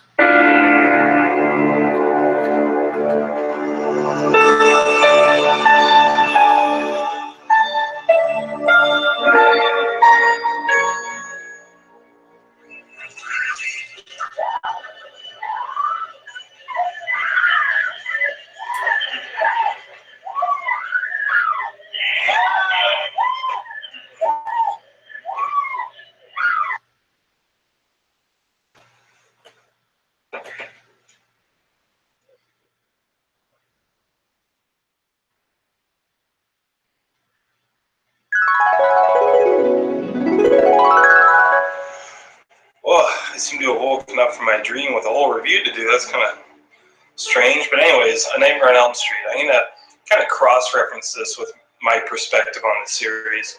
So this review actually doesn't have any structure. But I just want to make sure everybody knows I love A Nightmare on Elm Street. There's things that I noticed throughout the series and I had some thoughts on, so I just thought I would start off with the first 2 films, and inevitably they're going to get crossed over in between other films as well. The opening glove, building the glove to start, I thought was a perfect way to start it off, and opening it up in a dream sequence with Tina. It's just really appropriate, and it must have confused the crowd, the audience, immediately, just being this, I don't know of any other movie that starts off in a dream. I know I'm wrong on that because there's certainly other ones, but it was really effective. And when I think of the first one, I really think of the atmosphere and keeping it on Elm Street is what I think of, because that's what's the title of the movie. So that to me made a lot of sense. So part 1 and 2 did this pretty well, keeping it on Elm Street. Let's see, but one thing that bothers me is why Elm Street? I mean, all the kids, like in part 3, none of these kids knew each other. That's what they said in the clip right here. Can I interject something here just to save us all some time? Sure, Phil, go ahead. Well, according to our kind hosts, our dreams are a group psychosis. Mass hysteria. The fact that we all dreamt about this guy before we ever met doesn't seem to impress anybody. And so none of these kids knew each other. So why is it Elm Street specifically? In part 6, was he on Elm Street? I don't know. I mean, the boiler room where he works, number 10, the 2010 thing kind of threw everything off. But that was like a new take. But wouldn't it be more appropriate to be called Nightmare in Springwood? That would make a little bit more sense to me, but I guess it doesn't have the same ring to it. When I think of the atmosphere, like I was talking about earlier, I think of the kids versus the adults. So, like, obviously Nancy in the first one, nobody's buying this. Her mother, which I might get into later. I mean, the hat in the dream clinic, I can't. I don't know, it was sleep clinic, I guess. But the hat, I mean, that is just, anyways. And it's kids versus the adults. And in the second one, they still had this. I mean, Jesse, his father being on him, nobody really buying it, including his friends. It was almost like completely, which was pretty cool. And I think that's overlooked in terms of the value of the second movie. I think the second movie is actually pretty strong. But I'll get into the second movie a little bit more later. But yeah, I also do think of the kills.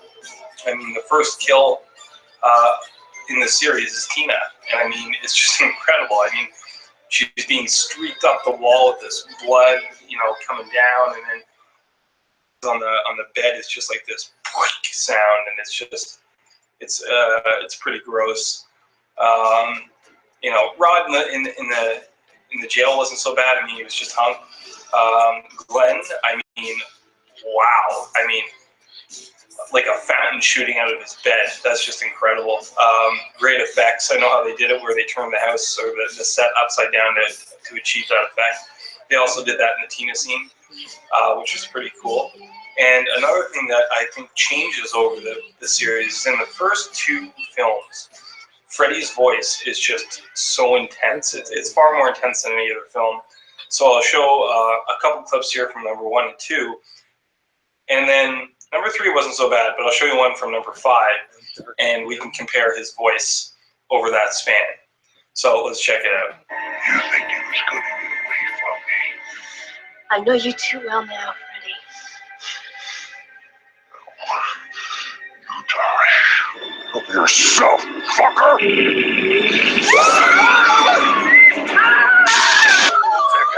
me! Don't talk with your mouth full, dear. Okay, so you see his voice changes dramatically, his tone. He becomes far more campy. But the first two, they don't play it up as a campy film at all. They play it for serious horror. And I think it was an effective job. So, number one, it's a brilliant movie from start to ending. The ending, if they left the series at that, nobody would really know what that was. Like, was she still in the dream and she never woke up? Was the whole thing an illusion? Is he real? Is he not? I mean, if you really think about the first movie, it's really ambiguous, especially at the ending. So it kind of clouds the lines between what's imagined and what's actually in the movie objectively real. The characters in it were great. I mean, there was Tina and her first scene. Man, shut up, Tina. I know you're under stress, but damn, that's quite the scream. And there was Glenn. You know, it's star Johnny Depp. I'm sure nobody predicted that out of A Nightmare on Elm Street, but as history goes on. Let's see, there's the dad, of course, which I can't believe he used his daughter as bait to find a potential murderer. And then he's like, why are you going to school right now anyways? Well, I don't know. Why the fuck are you using me as bait to hunt down a killer, like a fugitive? That's kind of bizarre. What else did I have written down during my dream here? Let's see. The mother being a drunk, I mean, I think I've heard is... They say you bottomed out when you can't remember the night before. No, baby, I'm going to stop drinking. I just don't feel like it anymore. Okay, so you bottomed out the night before. Do you not realize how fucking schizo you are? You have a glove that's in your basement that you burned this murderer alive. You've put bars up on the windows. Her friends are dropping off like flies. And then at the end of the movie, you say, yeah, I can't remember the night before. You look terrific. This woman, she looks terrific for someone that just pounded back a 60-pounder the night before and KO'd on the couch, didn't notice all this stuff happening. But then again, you know, that was the ambiguous ending. Maybe it never happened in the first place. And then in number 3, they confirmed that she, I don't know, died, committed suicide. I'm not sure, because in number 2, they said it could have been a suicide. 3, Nancy said that it was her mother died, so they don't really give you an answer. But either way, this woman can hold her liquor because she can wake up and just pound back whatever, I'm assuming it's vodka because it's clear. But anyways, she can just pound away and wake up looking great. So, and I wish I could do that. So anyways, like I was saying, they send Nancy to a sleep clinic as if she has like sleep apnea or something like that. I don't know. And then the doctor gives this technical advice. What the hell are dreams anyway? Incredible body hocus pocus. The truth is, you still don't know what they are or where they come from. Okay, thanks, Doc. Hocus pocus. I mean, don't get too in depth with us there on the terminology. So what else that I have written down here? So they don't believe her, but she pulls out a freaking hat. I can't believe that. And then Tina being killed on the ceiling. I don't know what serial killer does that. Glenn's death. I mean, alarm bells. And then they ignore her cries through the window as she's like shattering the window and crying out to them. Like, I mean, what the do you need to do to get some attention from the adults in this town? I mean, and another thing I'd like to mention, throughout the entire series, the kids are oblivious to this legend for the most part until they're under attack by Freddy. Listen, in any town in North America, and I'm assuming in most European, whatever, in most places, if a guy killed 20 kids in a neighborhood, it wouldn't be this myth. Everybody would know about it. You'd know the judge, you'd know the prosecutor, you'd know everybody. And it blows my mind. And check out this clip. The lawyers got fat and the judge got famous, but somebody forgot to sign a search warrant in the right place and Kruger was free just like that. So he got off on a technicality. They didn't sign a search warrant, so the 20 kids that were killed, he was let off because of a search warrant. I honestly don't understand that. I'm sure there's some legal way to nail some guy that killed 20 kids. Search warrant, maybe something else legal. I'm not a lawyer or anything like that, but there's no friggin' way they go, well, you know, he did kill 20 kids, but we didn't sign that search warrant, so, you know, off he goes, and we'll just put a little memo for our future reference in the police department. I don't know what they would do. And what's Freddy so pissed about anyways? I mean, yeah, in part 6, they take away his daughter, but that got all convoluted and didn't really make sense in the series anyways. But yeah, sure, he was burned to death. But you killed 20 kids, man. What's the vengeance? They, you know, whatever. Anyways, and then I remember Glenn's father calling Nancy like some kind of psychopath or whatever. I think that kid is some kind of lunatic or something. But buddy, you're sitting on the front porch with a scotch, looking through a teen girl's window. So who's really the creep here? Number 2 wasn't received well at all. That's no secret. It's kind of the black sheep of the series. I would argue number 6 is. Okay, so number 2 starts off in a dream, which is actually, it's not my favorite dream, but it's pretty intense. I mean, the bus taking off, going onto into that desert. I wasn't aware there was kind of this desert area around Springwood. But anyways, one thing I have to say about that bus is it must have one hell of a mechanic, because those shocks really hold up. In my mind, it is a dream, so whatever. It's not my favorite dream sequence, but again, they started off in the right direction by putting it in a dream, and much like the first, I think it worked as an opening.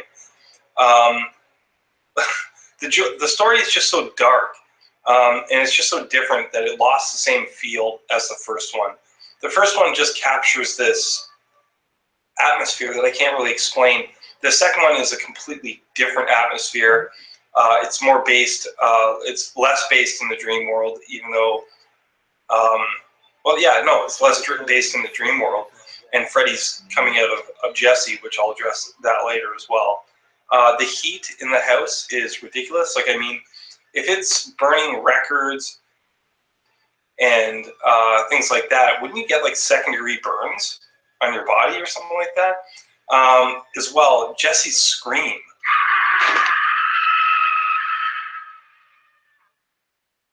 I mean, deal with Jesse's scream. He sounds like one of the Tanner daughters from Full House, like having a panic attack or something like that. And also, Jesse, like, look at him on the bus. He must be one of the first emo horror characters that has ever been in a horror movie. I mean, look at him. Cheer up, man. Another thought that I have on this series is, or number 2, is I love Kim Myers. She was also in one of the Hellraiser movies. But she also looks like Sylvia from The Truman Show. I don't know if anybody's made that connection. But yeah, I forget the name of the actress that plays Sylvia in The Truman Show, but I love her too. Jesse, again, he's got to be the most stressed out character in this entire.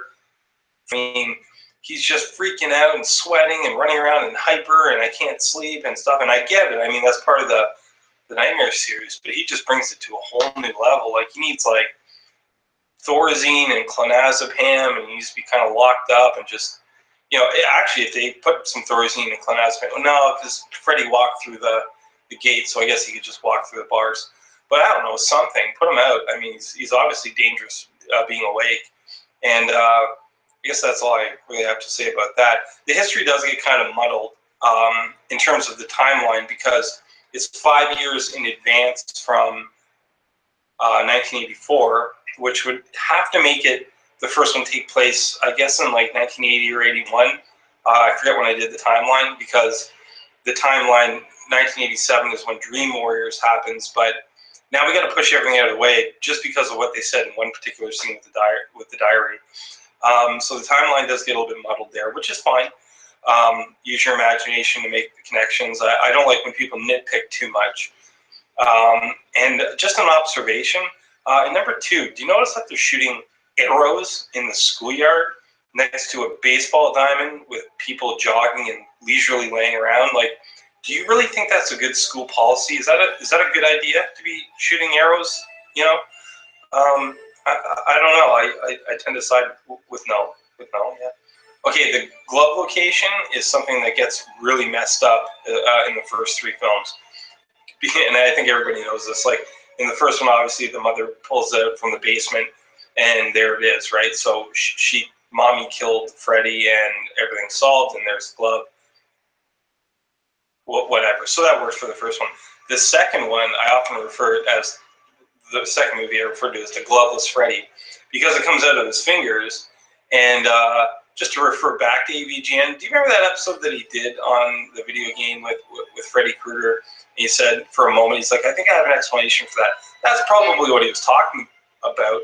Apparently there's vehicles in my dream too, and buses. And anyways, and that's probably what he was referring to. In number 3, then all of a sudden the glove ends up in the trunk of a car. So where was this? Which leads me to believe that maybe number 1 is far more ambiguous and made less sense. And maybe Nancy did imagine the whole thing. But again, it's up to the audience to kind of make connections on their own and make sense of the story that way, which is part of the appeal to stories like this. I don't think they have to be so rigid on getting their facts and their continuity spot on. One thing that kind of perplexed me about number 2 was, why is Freddy trying to get into the real world? I mean, this was the plot or the plan in the first movie to kill him, which didn't work. She took the power of his whatever energy away from him. But then in part 6, that is what killed him. So what's his motivation? I mean, his strength stays in the dream world. So I didn't understand that. Then there's this teacher I noticed in Jesse's school, and he pulls out a heart. Like, he's like, here's a heart. Fucking deal with it. Like, did you need to bring a heart to school? I mean, I did the whole frog dissection thing in science class. That was fine. But nobody pulled out a human heart and just slammed it on the table and went, look at that. Fucking deal with it, man. The budgie exploding. I don't know. Like, I mean, wouldn't that confirm that something odd is going on? But budgies don't explode. It's not rational. But then again, fuck budgies. Stupid birds. And Nancy left her diary behind, and then she went to, like, I guess, a mental health facility. This is kind of explained in number 2, and this is where they allude to the mom committing suicide, which kind of, again, muddles up what happened in the first one.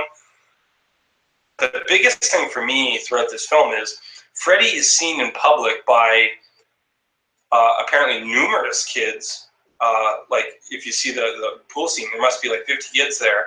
So that's an awful lot of potential Elm Street victims that apparently don't need to live on Elm Street to be killed.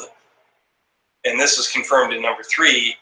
And not only that, the fact that he was seen in public by adults, by multiple people, and he went through a fence and all that stuff. Wouldn't this confirm for the rest of the film that, yes, there was a Freddy Krueger, these kids are telling the truth, and do something about it instead of just sending them off? And, man, I tell you, that part is frustrating. Fucking parents. One thing that is kind of puzzling is, why does Jesse not die every time Freddy comes out of him? Like, he absolutely destroys his body, which kind of leaves me with this thought where they could have gone another direction in this film. What if Jesse read that diary, and Jesse's suffering from schizophrenia, and he obtained that glove in that house, apparently in a different location, but anyways, he finds the glove in that house, and he goes about doing this on his own, and he's schizophrenic. The problem with that is it would kind of be turned into like what happened in Halloween 3, where it wasn't really Freddy, or sorry, it wasn't really Mike, and this wouldn't really be Freddy, so maybe that wouldn't work as well. But it's just a thought that I came across, that what if Jesse was schizophrenic or had some sort of personality disorder, which, if you think of him as an emo kid and how stressed out he is, he's maybe borderline that anyways. Referred to this as the gloveless nightmare. There's less emphasis on staying awake in number 2. Yes, he does take some stay awake pills, and he goes over to his friend's place to keep him awake and things like that. But number 1, Nancy being up as long as she was, and number 3, with all those kids taking shifts and stuff with their sleep, they just drove home the whole you can't sleep thing, and that's what really drew me in, which is, I think, why number 1 and number 3 are so effective, is because of the way they went about the sleep deprivation, because when you're watching that movie, or those two movies, you feel it with them, this intense sleep deprivation that you're just like, man, if they could only get some shut eye, you know. But anyways, and in the end of this, Freddy loses in kind of a bizarre way. He loses through the power of love. 'Cause I'm your lady. But to conclude my thoughts on the first two, I think the first two are very solid. The first one's obviously a classic with high intense moments. The dream sequences weren't too outlandish or crazy, whereas in the later films they start to get a little bit more elaborate and a little bit more out there. I think number 3 has the perfect balance of dream versus real. But part 2 is not that bad. For those that aren't too keen on it, try looking at it in a different light, just in a different way of telling the story. Obviously, this didn't work too well, so they went back to, I guess, an older idea. Wes Craven wasn't even thrilled with the ending of the first one, maybe alluding to a sequel, which eventually, led on to many sequels. But give the second one a shot, because it's not that bad. I don't have to sell you on the first one. Anyway, stay tuned. This was part 1, and part 2. I'm still going to be referencing back to them in the next few videos. But the next up is number 3 and 4, and my thoughts on it, and what I thought of the series, or those two films in the series. And just, I guess, to conclude once again, number 1 is obviously solid.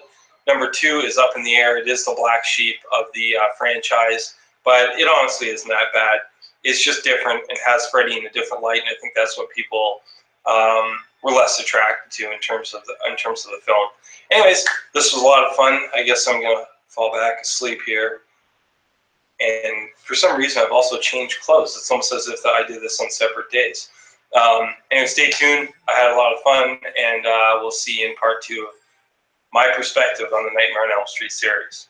Bye.